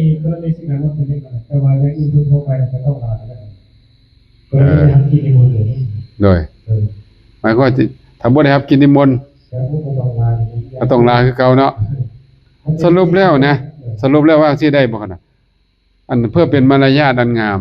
จะรับนิมนต์หรือบ่รับก็ลาซะเพื่อจะบ่ได้ให้ระแวงกันเนาะเพื่อจะบ่ต้องท่ากันนะองค์นี้ไปไสเนาะเครียดให้กันบ่เนาะคือรักหนีเนาะจังได๋เนาะนี่เนาะไปบ่ลามาบ่ไหวกับพิธรรมเนียมเนาะอันนี้ก็ธรรมเนียมเป็นประเพณีหรือธรรมเนียมอันนึงเอาข้อที่2แล้วเขาหน่อยเขาเนี่ยเสริมของดีกว่าก็คือมันจะเป็นตรงกับสิ่งที่อีกตัวนึงซึ่งว่าพระเวลาจะเข้าบ้านก็ต้องลากันในเวลาวิกาลในบางทีในตัวนี้เอาไปอย่างอื่นโดยเป็นในการหรือวิกาลก็ต้องลาด้วยกันแต่ใช้มาใช้เนาะแต่ว่ากรณีฐานนิมนต์เราจะไปทำอีกที่นิมนต์อื่นอันนี้ก็จะต้องลาได้สำหรับจุดเป็นท่าไปแล้วเราจะต้องทิ้งหรือจะทิ้งแล้วทิ้งไม่ได้ก็ต้องลาต้องโบราณก่อนข้อที่2อาจารย์ทำข้อที่2อะไรเนาะเดี๋ยวข้อที่1ก็ได้ข้อที่1เสริมนะแสดงว่าพระเฮานี่จะลืมเรื่องนี้เนาะข้าน้อยเองบางเทื่อก็ลืมเด้มันไปเลยนะความจริงก็บ่ถูกเด้ความจริงก็บอกไว้ก็ดีเวลาคนมาถามมันหยังเขาจะฮู้เนาะโอ้อาจารย์เพิ่นไปเบิ่งหันเบิ่งนี่ก็ส่วนหลายเขาน้อยก็จะบอกหั่นล่ะส่วนน้อยก็บางเทื่อลืมก็มีเอาข้อ2เขาหน่อยข้อ2อัสมาทานะกาโรอัสมาทานะกาโรคือสามารถจะดูได้อาจารย์ได้บริการที่โรงแรม ข้อที่หนึ่งนี่อืม อนามัตตจาโร อันนั้น ก็ต้องบอกลา โอ้ข้อหนึ่ง อัตมคณจาโร ข้อที่สองนี่เกี่ยวกับการใส่จีวรก่อนหมายความว่า ถ้าเฮาได้รับกฐินแล้วนี่ปกตินี่นะไปใส่ก็เอาจีวรไปนำนะครบ3ผืน ไปใส่ก็ต้องไปที่วันครบ3 ผืน แม่นแหละถ้าบ่ได้รับกฐินนี่นะไปใส่ต้องเอาจีวรครบ3สบงจีวรสังฆาติ3ผืนบัดนี้ครับกฐินแล้วเอาไป2เนาะเอาไป2ถ้าเอาไป1นี่ก็สิโพดเนาะนุ่งแต่สบงใช่ไหม จีวรบ่ห่มก็ผิดอีกนี่ฉะนั้นอย่างน้อย2แล้วต้องเอาไปล่ะสังฆาอันมันหนักมัน2สั้นบ่เอาไปก็ได้ เอาไว้พาดไว้หั่นกุฏิหั่นน่ะหมายว่าสะดวกในการใส่จีวรนะข้อนี้นะไปใส่มาใส่ก็คล่องแคล่วดีบ่หนัก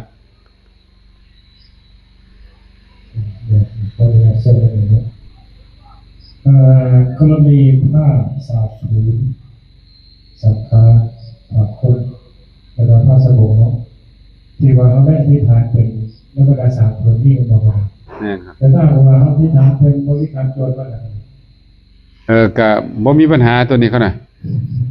บ่มีปัญหาหรือจังซี่เนาะสำหรับพระที่ก็เพิ่นถือธุดงค์อะนะถือธุดงค์ก็แม่นได้ถือต่อได้เขาน่ะแม่นบ่ล่ะ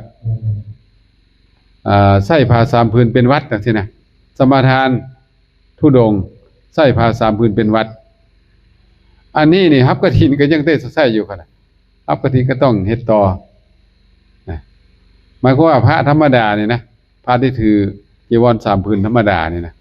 บ่แม่นธุดงค์นะก็บ่ต้องเอาไปครบก็ได้สินะหรือสิอยากเอาไปครบผิดบ่ก็บ่ผิดเนาะได้อานิสงส์กฐินแล้วเนาะอยากเอาไปครบสิได้บ่เนาะได้คือเก่าได้ไปใช้ก็เอา3ผืนไปก็บ่ผิดหยัง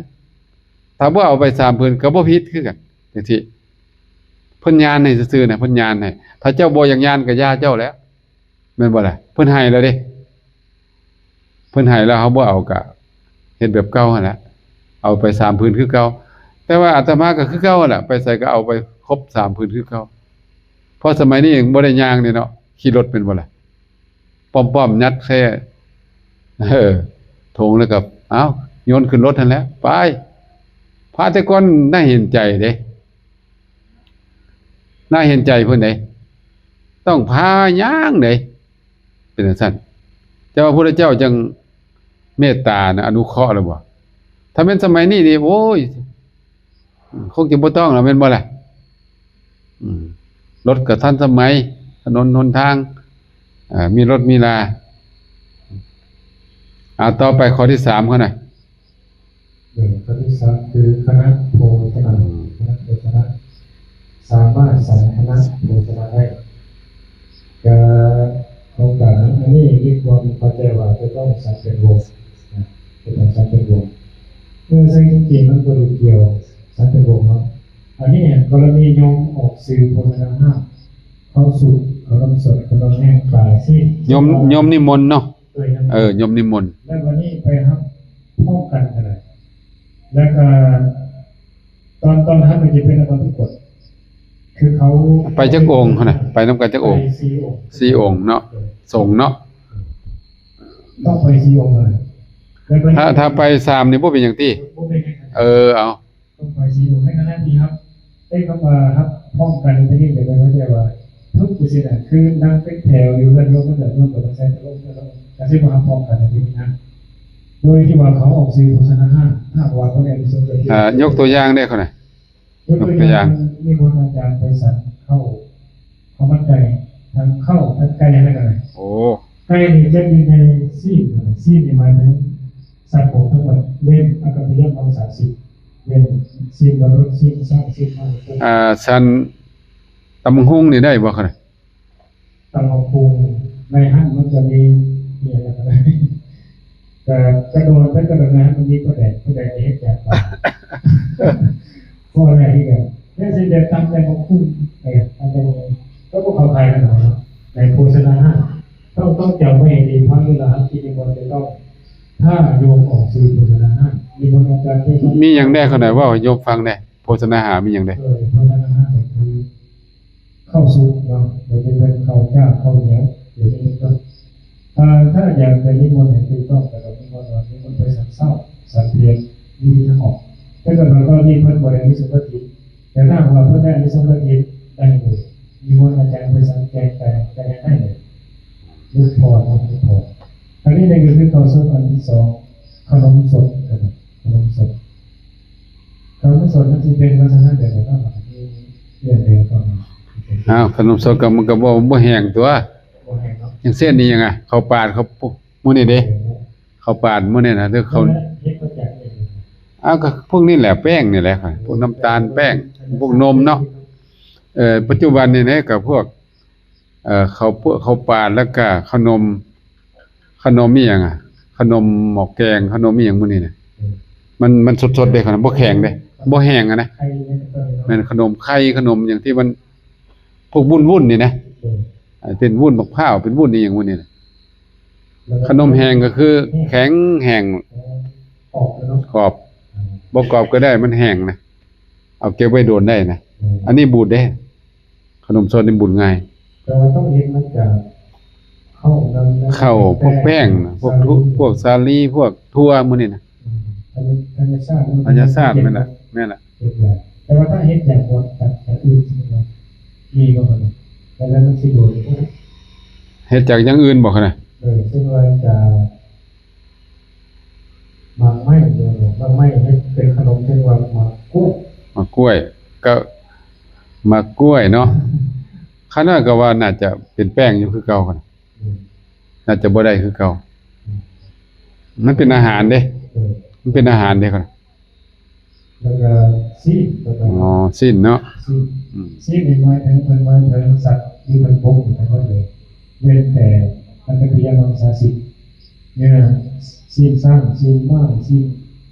นี้เป็นต้นซีนเชื้อโคเชื้ออะไรต่างๆซีนยาเพราะว่าเพิ่นจะต้องอย่างไรต้องเลยต้องเนาะว่าถ้าสัตว์ซีนมันเป็นเป็นแบบที่มันแตกที่เหลือก็อย่างนี้ก็ต้องมาทุกคน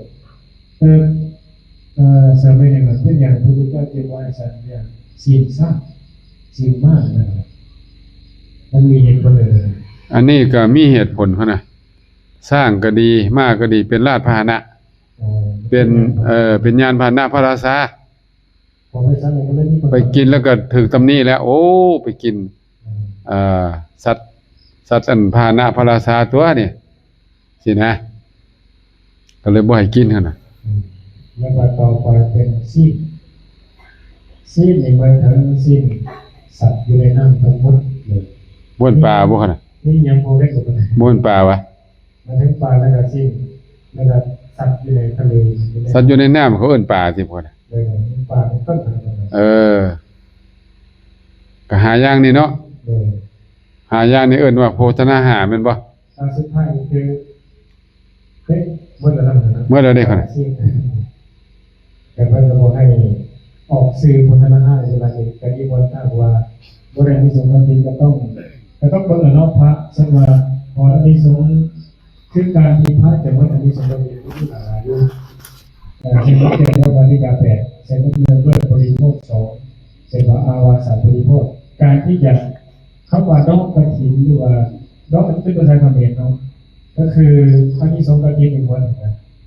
คือถอนทำลายอย่างนี้โดยที่ผลจะต้องหอดขึ้น15 คำเดือน4ก็ได้ครับเป็นเมื่อก่อน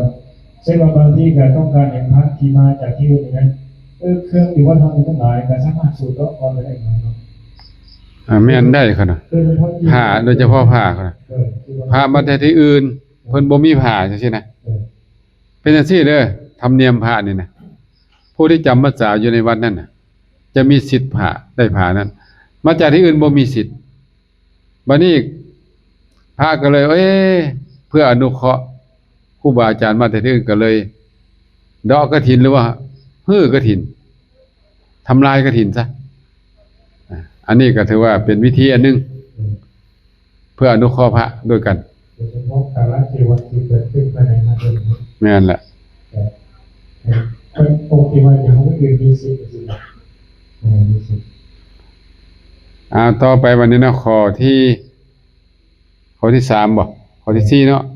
องค์ที่สี่ ข้อที่4นี่เกี่ยวกับหยังคั่นน่ะ ในงานยาวัฒนจีวรเกี่ยวกับการส่งที่เรียกจีวร การเก็บเนาะ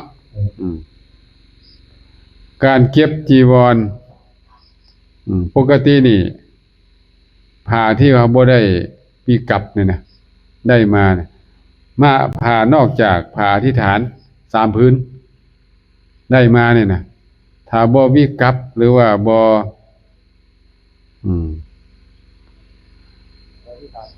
่อธิษฐานเนาะก็เอิ้นว่าเป็นผ้าอดิเรกผ้าอดิเรกคือผ้าเรือจากผ้าอธิษฐาน3พื้นเอิ้นว่าอดิเรกจีวรถ้าว่าบ่ได้รับกฐิน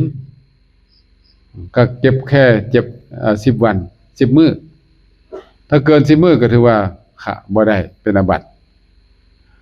บัดนี้ถ้าได้รับกฐินแล้วจะเก็บผ้าได้บ่จำกัดนะเก็บได้หลายแล้วก็จนพุ่นละฮอดกลางเดือน4พุ่นละมันเป็นจังซี่ปกติพระเจ้าประสงค์เฮานี่นะต้องใช้ผ้าอธิษฐาน3ผืนเท่านั้นนอกนั้นเนี่ยต้องวิกัปไว้ต้องวิกัปบ่แล้วอีกอย่างอีกอ่ะอธิษฐานเนาะอธิษฐานวิกัป2อย่างอันนี้เกี่ยวกับผ้าของพระอันนี้ก็เบาเด้เก็บผ้าไว้บ่ต้องไปกังวลนะรับกฐินแล้วก็เก็บผ้าไว้ตามต้องการได้แต่ว่าถ้าบ่ทันได้รับกฐินเนี่ยนะจำกัดเด้3ผืนเท่านั้นเด้ก็มีข้อยกเว้นอยู่อธิษฐานเป็นบริขารโจรนี่ก็ได้อยู่อันนี้ก็ได้คำว่าบริขารโจรก็คือผ้าบริขารคำว่าโจระตัวนี้แปลว่าผ้าบ่แม่นของโจรของมารบ่แม่นนั่นเด้โจระตัวนี้แปลว่าผ้าบริขารผ้านอกจากผ้า3ผืนเป็นผ้าบริขารอธิษฐานอันนี้ก็ได้อยู่คือกันมีแนวเสริมบ่คั่นน่ะข้อนี้หมดบ่หมดทานบ่นิมนต์เปลี่ยนทานอันนี้ก็บ่ได้ตัวนั้นหมดคือกันนะเปลี่ยนทานได้คั่นเขานั้นก็สิเว้าท่าไปเนาะข้อที่5ก็แล้วกันก็คือบ่สะดวกนะมันบ่คืออยู่วัดนาดีเฮาเนาะอันอยู่นี่มันบ่มีไฟเด้อยู่นาดีเฮานี่มันมีทานซากมันบ่ล่ะทานซากนี่มันก็เปลี่ยนง่ายมีกุ้มดนอันนี้ทานเป็นก้อนนี่นะก็คือเอาเท่าที่ได้ก็แล้วกันนะมันบ่ล่ะเว้ากันฮู้เรื่องก็พอแล้วนะข้อที่5นี่เกี่ยวกับการ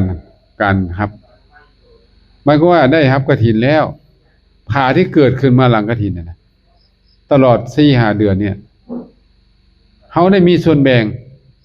ผ้าที่รับกฐินได้รับส่วนแบ่งเท่ากันจังซี่เด้เท่ากันเลยช่วงที่การกฐินนี่นะ4 เดือนนี่นะผ้ายังเกิดขึ้นมาก็ได้มาแบ่งกันเท่ากัน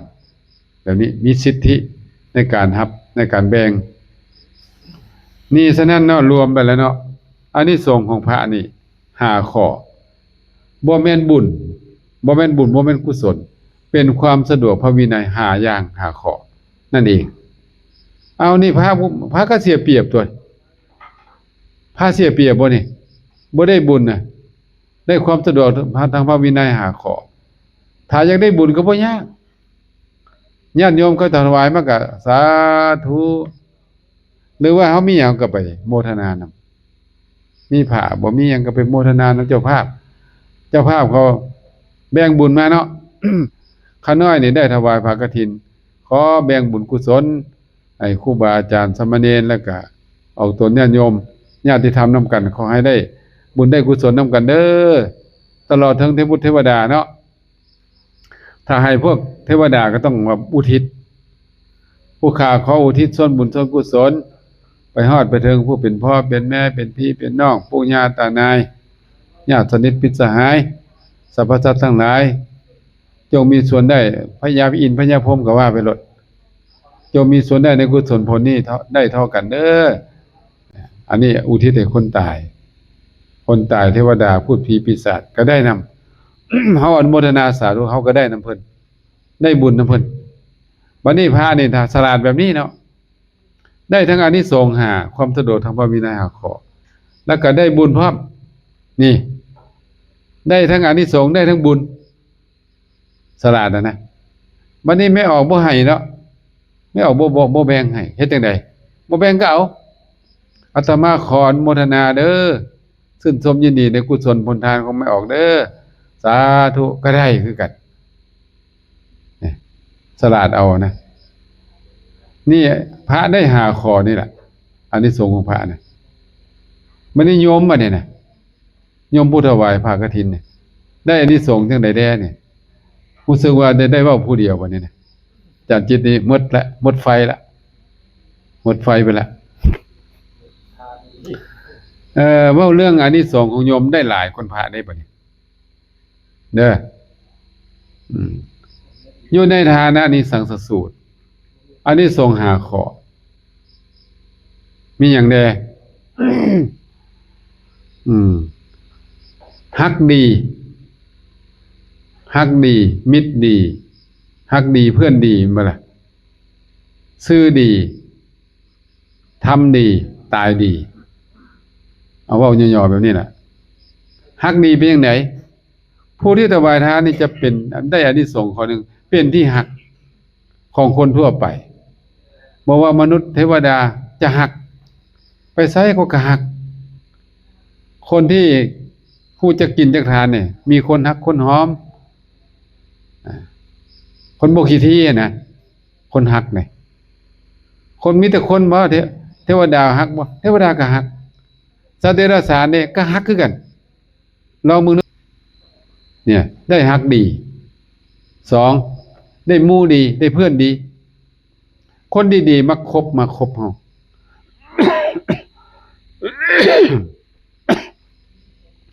คนดีๆระดับใดตั้งแต่พุทธเจ้าลงมาจะคบเฮาเป็นหมู่นะคน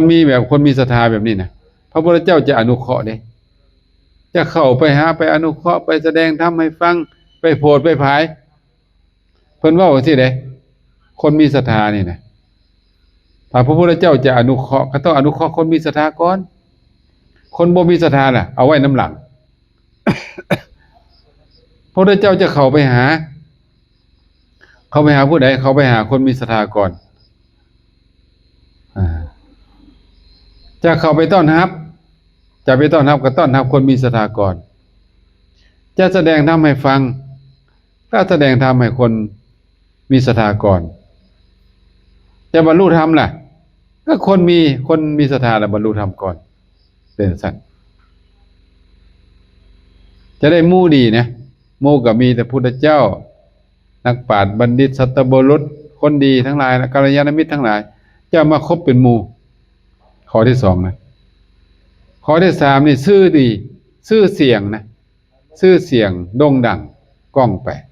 กิตติศัพท์ผู้นี้เป็นคนให้ทานเฮ็ดผ้ากฐินคนนี้ใจบุญคนนี้บ่ขี้ที่ก็ชื่อเสียงตัวนี้จะก้องไปเทวดาแต่ละชั้นก็มาจดชื่อเอาเด้จดใส่แผ่นคำไปติดไว้ศาลาสุธรรมาเขาเจ้าก็สิไปอ่านเนาะคนชื่อนี้ได้เฮ็ดบุญกฐินเด้อขอให้พวกเฮาทั้งหลายอนุโมทนาสาธุเด้อสาธุเด้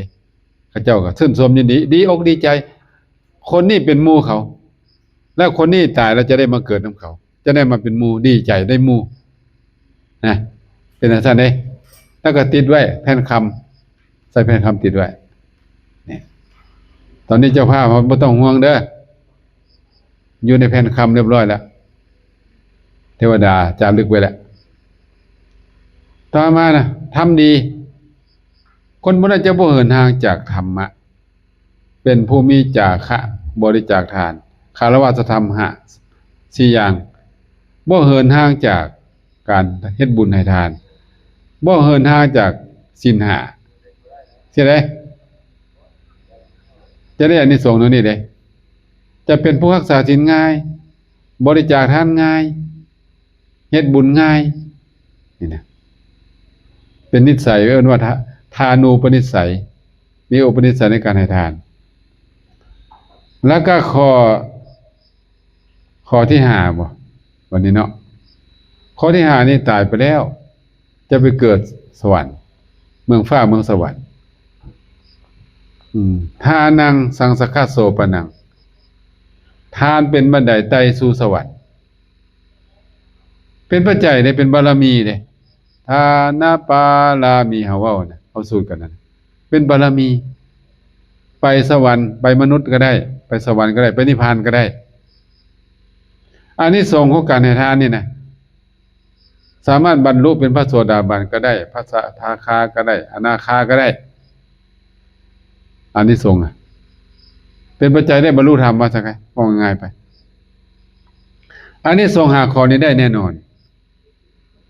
แล้วยังมีอานิสงส์พิเศษอีกเด้ที่เล่าให้ฟังเติมเนาะอานิสงส์พิเศษของกฐินนี่นะบัดนี้เฮานี่นะได้ซอยครูบาอาจารย์เพิ่นบ่ให้เพิ่นเดินทางลำบากเฮาซอยเบรกเพิ่นนะบ่ให้เพิ่นเดินทางลำบากเฮานี่ก็ได้อานิสงส์เด้เฮาไปไสก็บ่คล้องบ่คาเด้ไปทั้งใต้ทั้งเหนือทั้งใต้ใน4ทิศจะบ่คล้องบ่คาบ่ขัดไปทางใดก็สะดวกว่าซะไปจะไปสู่สวรรค์ไปสู่นิพพานก็สะดวกเพราะว่าเฮาได้ซอยเพิ่น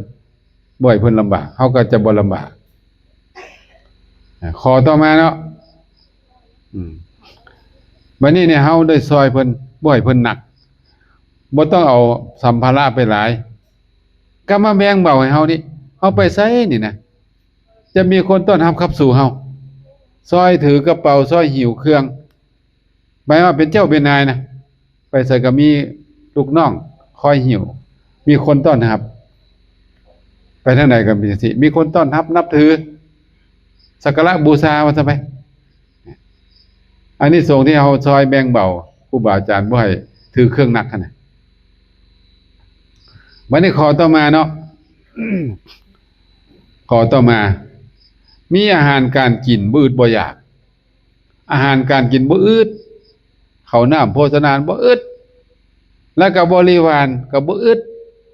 มีบริวารข้าทาสบริวารหลายมีลูกมีหลานหลายเอาอยู่บ่ล่ะนี่ก็ได้คนสมัยนี้คือว่าบ่มัก ลูกหลานดีเด้บ่แม่นลูกหลานซั่วเด้เอาบ่ล่ะ1,000 คนน่ะเอาบ่ล่ะมีเท่าใดก็ดีอันคนดีนะไอ้คนบ่ดีมี1ก็บ่ดีอยู่แล้วบ่ต้องไปเอาดอกคนดีน่ะมีเท่าใดก็บ่ยุ่งบ่ยากนะมีแต่คุณนะบ่มีโทษนะแล้ววันนี้เนาะ มีเสื้อผ้าอาภรณ์เครื่องนุ่งห่มอึดเพราะเฮาได้ถวายผ้าเด้ถวายผ้าให้เพิ่นได้นุ่งเฮาเนี่ยก็ได้เสื้อผ้าอาภรณ์เครื่องประดับมีค่าวิจิตรพิสดารบ่อึดบ่อยาก แล้ววันนี้นี่ เฮาถวายผ้ากฐินไปนี่นะทรัพย์สมบัติเฮาเจริญขึ้นเพิ่นบอกพอกพูนเจริญหังมีดีได้แล้วนะขอต่อมาสามารถรักษาทรัพย์นั้นไว้ได้อย่างมั่นคงทรัพย์นั้นบ่ถูกโจรปล้นบ่ถูกไฟไหม้บ่ถูกน้ำท่วมบ่ถูกลมพัดบ่ถูกผู้มีอำนาจยึดเอาเป็นทรัพย์เฉพาะตัวบ่ได้เอาไปบ่ได้เอิ้นว่าทรัพย์ที่บุญรักษาผู้ใดมาปล้นมาติ๊กมาเอามาโกงบ่ได้มั่นคงเพราะว่าอานิสงส์ของผ้ากฐินคือว่ามั่นคงเด้เฮ็ดให้สมบัติของเฮามั่นคง แล้ววันนี้มีผิวพรรณงามเด้บัดนี้ถวายผ้านะผู้ใดถวายผ้าจะเป็นผู้งามเพิ่นว่าสิเด้เทวดาถามพระพุทธเจ้าเนาะให้อิหยังชื่อว่าให้ผิวพรรณพระพุทธเจ้าตอบว่าให้ผ้าชื่อว่าให้ผิวพรรณคนเฮาจะงามประเดกะยางถ้าบ่มีผ้านุ่งเป็นจังได๋มันก็บ่งามเนาะไก่งามย้อนคนงามย้อนแต่งน่ะ ใครงามย้อนขนคนงามย้อนแต่งถ้ามีเสื้อผ้าอาภรณ์งามเด้คนขี้ร้ายก็งามเด้แม่นบ่ล่ะประดับประดาเขาก็งามคือนั่นแหละคือเฮือนชานนี่แหละบ่งามก็ทาสีไหมงามสิเด้เฮานี่ก็คือกันน่ะย้อมเอาเนาะแต่งเอานะแล้ววันนี้อีกเด้จะได้เครื่องประดับพิเศษจะสังเกตเบิ่งเด้อได้มงกุฎนางงามลาวนางงามจักรวาลเห็นบ่ล่ะนางงามสงกรานต์ได้เสื้อผ้าแบบนั้นพิเศษแบบนั้นได้เครื่องประดับพิเศษสมัยก่อนนางพิสาขาซื้อระดามหาปราสาท9 โกฏราคา9 โกฏ9 โกฏก็90 ล้านเนาะ90 ล้านเหรียญนี่จักเท่าใดแล้ววะเท่าไปเนี่ยจักเพชรจักพลอยเสื้อนะเอาคำเฮ็ดได้นะได้สำเร็จด้วยคำและประดับประดาด้วยเพชรด้วยพลอยคนธรรมดายกบ่ขึ้นนางวิสาขาเนี่ยมีกำลังเท่าสร้าง5 โตสร้างศาล5 โตพุ่นน่ะแล้วก็มีความงามพิเศษนางอันนี้นะได้ถวายกฐินนี่ได้ความงามหาอย่างเลยผิวพรรณงามบ่เหี่ยวบ่ยุบบ่ย่นงามคือผู้สาวเนี่ยอายุ16นี่นะคลอดไป20 เทื่อก็ยังก็เท่ากับคลอดเทื่อเดียวคลอดลูกกันนะมีแขวงามแขวคือเพชรเจรไนบ่ลอนแขวบ่ลอนบ่มีแขวแมงเนาะแล้วก็หิมปากงามหิมปากแดงคือหมากตำนินสุกแดงบ่ต้องแต้มนี่ผมงามผมนี่เหลื่อมยุบๆสิน้อยๆละเอียดแล้วก็บ่ยุ่งเวลาปล่อยผมนี่นะผมไปถึงบ่าเนี่ยนะจะกลับงอขึ้นมาคือหางนกยุงนี่นะงอแบบนี้แล้วก็บ่งอกบ่หอกดำเหลื่อมอยู่ซั่นอันนี้คือความงามผู้ถวายผ้ากฐินเป็นจังซี่แล้ววันนี้เป็นจังไดต่อถ้าเป็นผู้ชายนะจะได้บวชนะบวชในธรรมวินัยพระเจ้าและบวชด้วยเอหิภิกขุอีกพระเจ้าบวชให้เอหิภิกขุบวชแล้วนะในที่สุดนะได้ปฏิบัติธรรมแล้วก็ได้บรรลุธรรมสำเร็จเป็นพระอรหันต์ลงท้ายแบบนี้มันเป็นพระอรหันต์ก็พ้นทุกข์เนาะผู้หญิงมาเนี่ยผู้หญิงเนี่ยได้เครื่องประดับคือว่าให้ฟังเนาะเครื่องประดับมีค่า9 โกฏนะแล้วก็เป็นคนงามคือว่าน่ะด้วยเป็นจักรยานีงามหาอย่าง ผิวนางผิวน่ะคือดอกกัญญิกาเนี่ยคือก้านดอกกัญญิกาว่าสิขาวเนาะนางวิสาขาเนี่ยอายุ120 ปีบ่แก่บ่เฒ่าซ้ำสาว16เบิ่งแล้วซ้ำสาวอายุ16 ปีนมนางก็บ่แห้วเด้คือดอกบัวจุ่มนี่เบิ่งลองมาคิดมึงเนาะแล้วเบิ่งนี่นะเลนนะแก่เบิดแล้วแต่นางวิสาขานี่ยังเป็นสาวอยู่คือเก่ามีคนเดียวในโลกนี่นะบ่แก่นี่นะยังเป็นสาวอยู่อายุ16 ปีตลอดอายุ120 ปีมันน่าอัศจรรย์เนาะน่าอัศจรรย์ตัวนี้นะผู้ใดก็แก่เบิดเราบ่แก่นางวิสาขาบุกแก่น้องที่บุกคัดกับธรรมะจะต้องคนเกิดมาจะต้องแก่เจ็บตายเนาะแก้ทั้งในกันเนาะทางนอกเบิ่งบ่แก่อยากฮู้นะว่านางวิสาขานี่แก่นี่เบิ่งตอนใดที่เวลาลุกกันนะเอามือเสียเนี่ยเอามือยันขึ้นน่ะเท่านั้นนอกนั้นบ่ฮู้เลยนางวิสาขานี่มาปนกับลูกกับหลานนี่นะบ่ต้องถามฮู้ได้เลยว่าเป็นนางวิสาขาฮู้ได้เลยบ่ต้องบอกนะมันจะบ่คือหมู่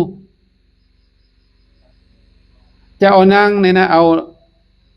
ผู้สาวอายุ16 ปีมาปนกันเนี่ยนะก็บ่คือ บ่คือ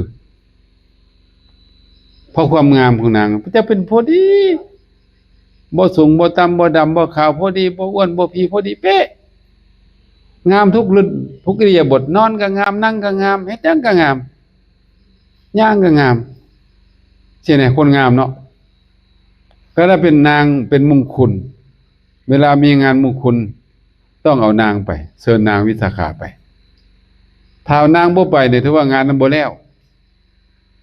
บ่เป็นมงคลแล้วในที่สุดนะถ้าเป็นผู้หญิงนะถ้าได้บวชเป็นภิกขุณีก็จะได้บรรลุเป็นพระอรหันต์ถ้าบ่ได้บวชนะก็จะได้บรรลุเป็นพระโสดาบันขึ้นไปสรุปแล้วเนาะสรุปแล้วนะอานิสงส์นะ10 กว่าข้อที่ไล่มานี่นะอานิสงส์กฐินนะนอกจาก5 ข้อนะมาอีก10 กว่าข้อมานี่สรุปก็ได้สรุปซะฟังยากแม่นบ่ล่ะจะได้มนุษย์สมบัติสวรรค์สมบัตินิพพานสมบัติว่าสิซะไปมนุษย์สมบัติเกิดมาชาติใดก็หังมีดีได้บ่ลำบากเป็นลูกเศรษฐีเป็นลูกพระราชามหากษัตริย์เข้าของเงินคำบ่อื่นบ่อยากมีโภคสมบัติบริวารสมบัติธรรมสมบัติรูปสมบัติครบ มีความสุขอยู่ในโลกนี้บ่มีโลภะปัญญาที่มาเบียดอยู่ซุ่มอยู่เย็นเป็นสุขตลอดกาลนานกำลังวังซานะเศร้าสร้าง5 โตนะนางวิสาขานะผู้ใดจะบ่งึดบ่ล่ะสร้างสิมาชนนี่นะเอานิ้วก้อยเคี้ยนี่ฟ่งดงพุ่นสิว่าจังได๋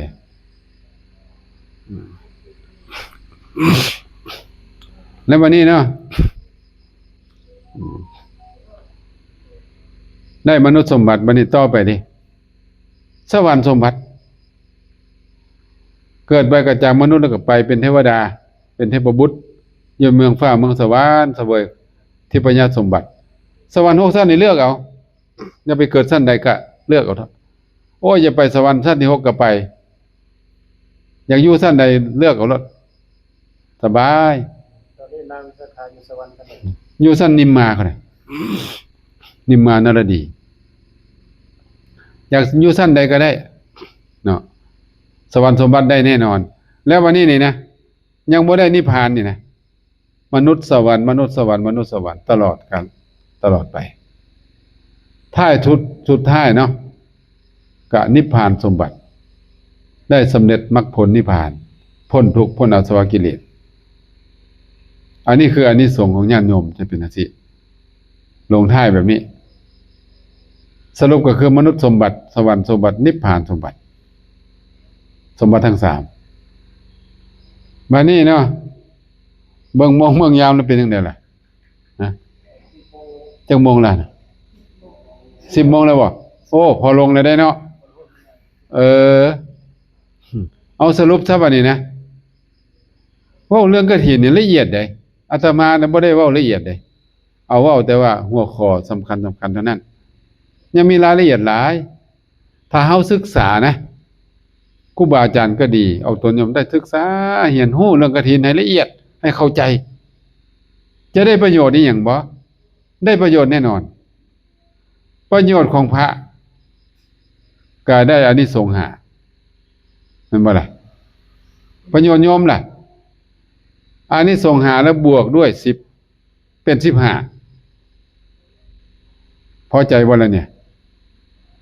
แล้ววันนี้นี่นะเกิดความสามัคคีเด้ระหว่างโยมกับโยมสามัคคีกันพระกับพระสามัคคีกันโยมกับพระสามัคคีกันเคยผิดเคยเถียงกันก็จะมาถึกมารวมกันมาเข้ากันเป็นคือน้ำเนี่ยหมายความว่าทั้งพระทั้งฝ่ายพระก็ได้ประโยชน์ทั้งฝ่ายโยมก็ได้ประโยชน์ตนประโยชน์ทานแล้วก็เกิดความสมัครสมานสามัคคีเกิดความฮักแพงสงบร่มเย็นเป็นสุขกฐินนี่นะแล้วก็เฮ็ดให้บุญกุศลออกตนได้โยม ได้อานิสงส์ยาวนานมั่นคงยาวนานแล้วได้อานิสงส์หลายแล้วก็ยาวนานมั่นคงจนฮอดนิพพานว่าจะไปจนฮอดนิพพานถ้ายังบ่ฮอดนิพพานก็จะได้มนุษย์สมบัติสวรรค์สมบัตินี่ก่อนนับบ่ถ้วนนะมนุษย์สมบัติสวรรค์สมบัตินับบ่ถ้วนแล้วปิดท้ายด้วยนิพพานสมบัติอันนี้เว้าให้ฟังนี่หมายความว่าเฮ็ดถูกได้นี่เด้เฮ็ดถูกจะมีอานิสงส์แบบนี้แหละถ้าเฮ็ดบ่ถูกล่ะยังบ่ทันได้เว้าเนาะอันบ่ถูกนะแม่นบ่ล่ะเฮ็ดจังไดจังบ่ถูกฝ่ายพระโยมไปเฮ็ดจังไดบ่ถูกฝ่ายพระเฮ็ดจังไดบ่ถูก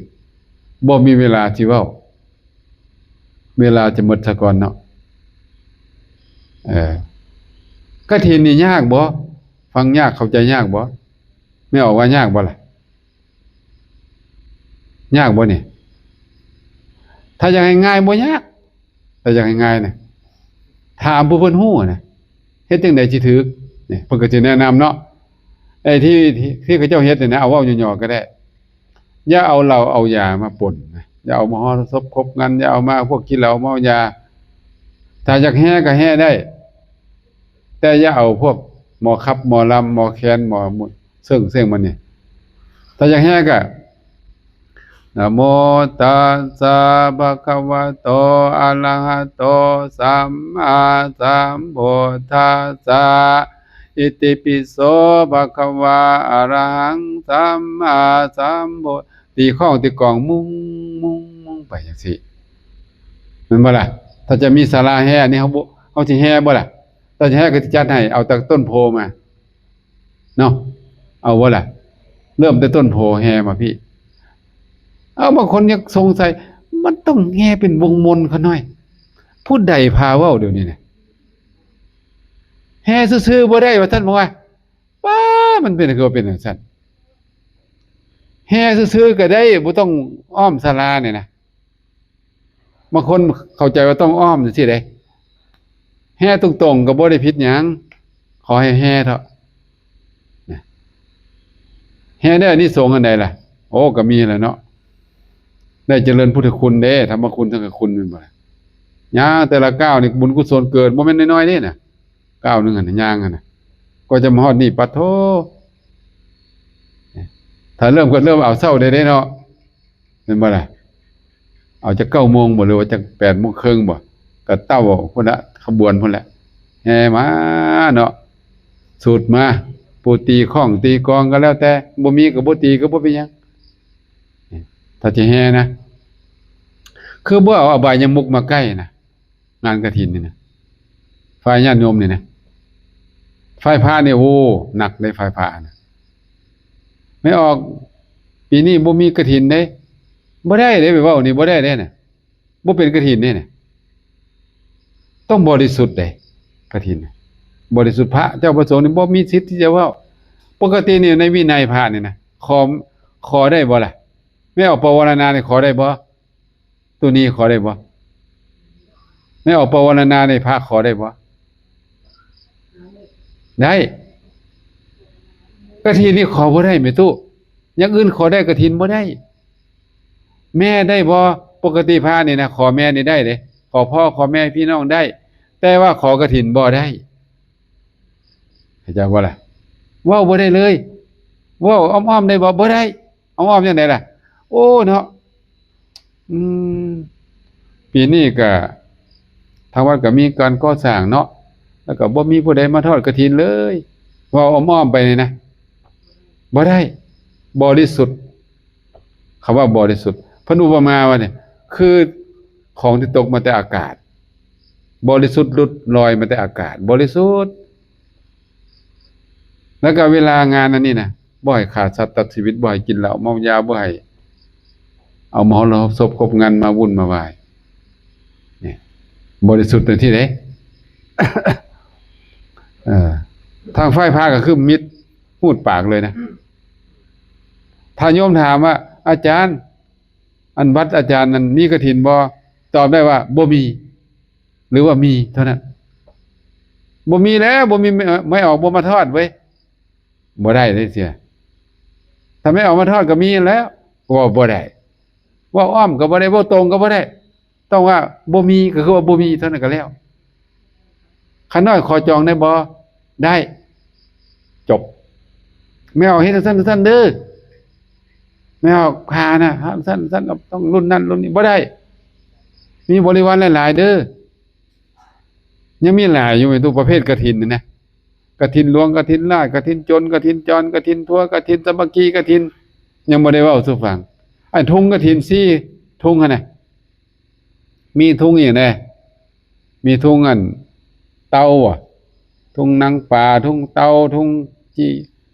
จี้เข็บทุงอีหยังมีคนเราได้เนาะแค่เนี่ยบ่ได้เล่าให้ฟัง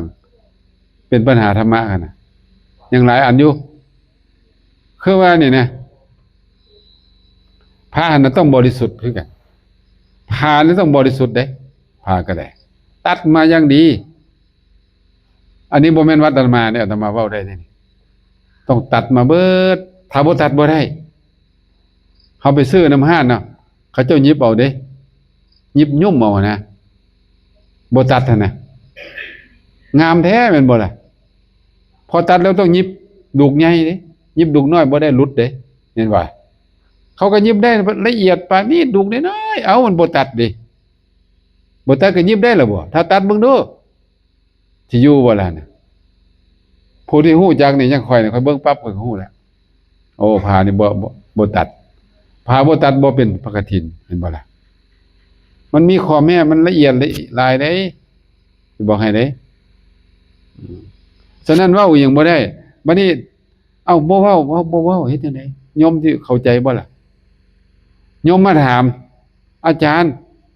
เว้าเรื่องกฐินให้เขาหน่อยฟังแน่อันนี้เทศนี่บ่ผิดแม่ตู้ได้อันนี้นะได้เป็นการแสดงธรรมถ้าเขาจะบ่ถามนะเว้าไปบ่ได้เด้หมายว่าวัดตัวเองนะจังซี่บ่เป็นหยังนี่บ่แม่นวัดข่อยแม่นบ่ล่ะบ่แม่นวัดข่อยบ่เป็นหยังถ้าเป็นวัดอันนั้นดีเนี่ยข่อยจำพรรษาอยู่เดี๋ยวโทข่อยบ่เว้าเลยเด้บ่เว้าหยังจักคำแม่นบ่ล่ะยังเว้าก็เขาเจ้าจองกฐินมื้อนั้นเด้อเขาเจ้ามาจองทอดมื้อนั้นเท่านั้นถ้าบ่เว้าก็บ่ฮู้แม่นบ่ก็ได้เท่านั้นแหละได้เท่านั้นจังว่าบริสุทธิ์มันนี่เว้าเรื่องกฐินน่ะนะบริวารกฐินน่ะก็ยังบ่ได้เว้าละเอียดมีหยังแน่อีหยังแน่นี่นะผ้า3ผืนอย่างเดียวได้บ่ได้บ่มีปัญหาหยังกฐินนี่คือผ้าเท่านั้นแหละนอกนั้นเป็นบริวารเบิดมันมีแง่มุมหลายเนาะในมุมมองคนน่ะนะคนเฒ่าคนแก่เป็นจังไดคนหนุ่มเป็นจังไดมองแนวใดเด็กน้อยมองกฐินแนวใดพระมองกฐินแนวใดผู้มีปัญญาผู้มีศรัทธามองกฐินแนวใดก็ยังบ่ได้เอามาเว้าสู่ฟังมุมมองนะก็คงจะเอาเท่านี้ล่ะคิดว่านะเอาบ่จักหัวข้อดอก4-5หัวข้อมื้อนี้เว้าให้ฟังความจริงนี่อาตมาเคยเทศน์4ชั่วโมงเด้กฐินนี่นะปานนั้นจักสิละเอียดหรือบ่ละเอียดก็บ่จักเนาะมันมีแง่มุมหลายแต่มื้อนี้ก็เอาใจความเนาะถ้าว่าบ่เข้าใจสามเณรแม่ขาวออกตนญาติโยมเจ้าภาพเจ้าศรัทธาทั้งหมดทั้งมวลที่ได้มาเต้าห่มกันอยู่ที่นี่เบื้องต้นเฮาก็ได้ไหว้พระได้สวดมนต์นั่งสมาธิอุทิศบุญแล้วก็ได้ฟังเทศน์ฟังธรรมพุทธวิสัชนาอาตมาและอาจารย์วิจิตรเนาะได้มาเว้าเรื่องก็ละเอียดพอสมควรคิดว่าถ้าจดจำได้ก็เอาไปใช้ได้ก็จะได้ประโยชน์ทั้งสองกรรมทั้งฝ่ายพระฝ่ายโยมก็เฮ็ดให้งานศาสนานี่เจริญรุ่งเรืองเลื่อมต่อไปพระธรรมวินัยพระเจ้าก็เจริญรุ่งเรืองเลื่อมต่อไปมั่นคงต่อไปฉะนั้นก็ขึ้นชื่อว่ากฐินคือว่าเกี่ยวกับความมั่นคงก็ขอให้พระอานิสงส์ของพระก็ดีของโยมก็ดีจงมั่นคงและขอให้มีศรัทธามั่นคงมีสติมีปัญญามั่นคงมีสมาธิมั่นคงมีบุญกุศลมั่นคงไปฮอดจนตราบเท่าเข้าสู่มรรคผลนิพพาน ถ้าว่ายังวนเวียนอยู่ในสังสารวัฏนี้ขึ้นชื่อว่าความทุกข์ให้ขินใจลำบากยากจนคนจนทรัพย์อัปปัญญาเป็นคนกำพร้าอนาถาสิ่งเหล่านี้อย่าได้ปรากฏอย่าได้มีในภพน้อยภพใหญ่ที่ท่านเกิดมาแล้วให้มีทุกสิ่งทุกอย่างตามที่ปรารถนาและต้องการจะเป็นโภคะสมบัติบริวารสมบัติธรรมะสมบัติรูปสมบัติหรือว่าลาภยศสรรเสริญสุขอายุวรรณสุขภละมนุษย์สมบัติสวรรค์สมบัตินิพพานสมบัติที่กล่าวมานี้ก็คอยท่านได้สมความมุ่งมั่นปรารถนาทุกประการด้วยเถิด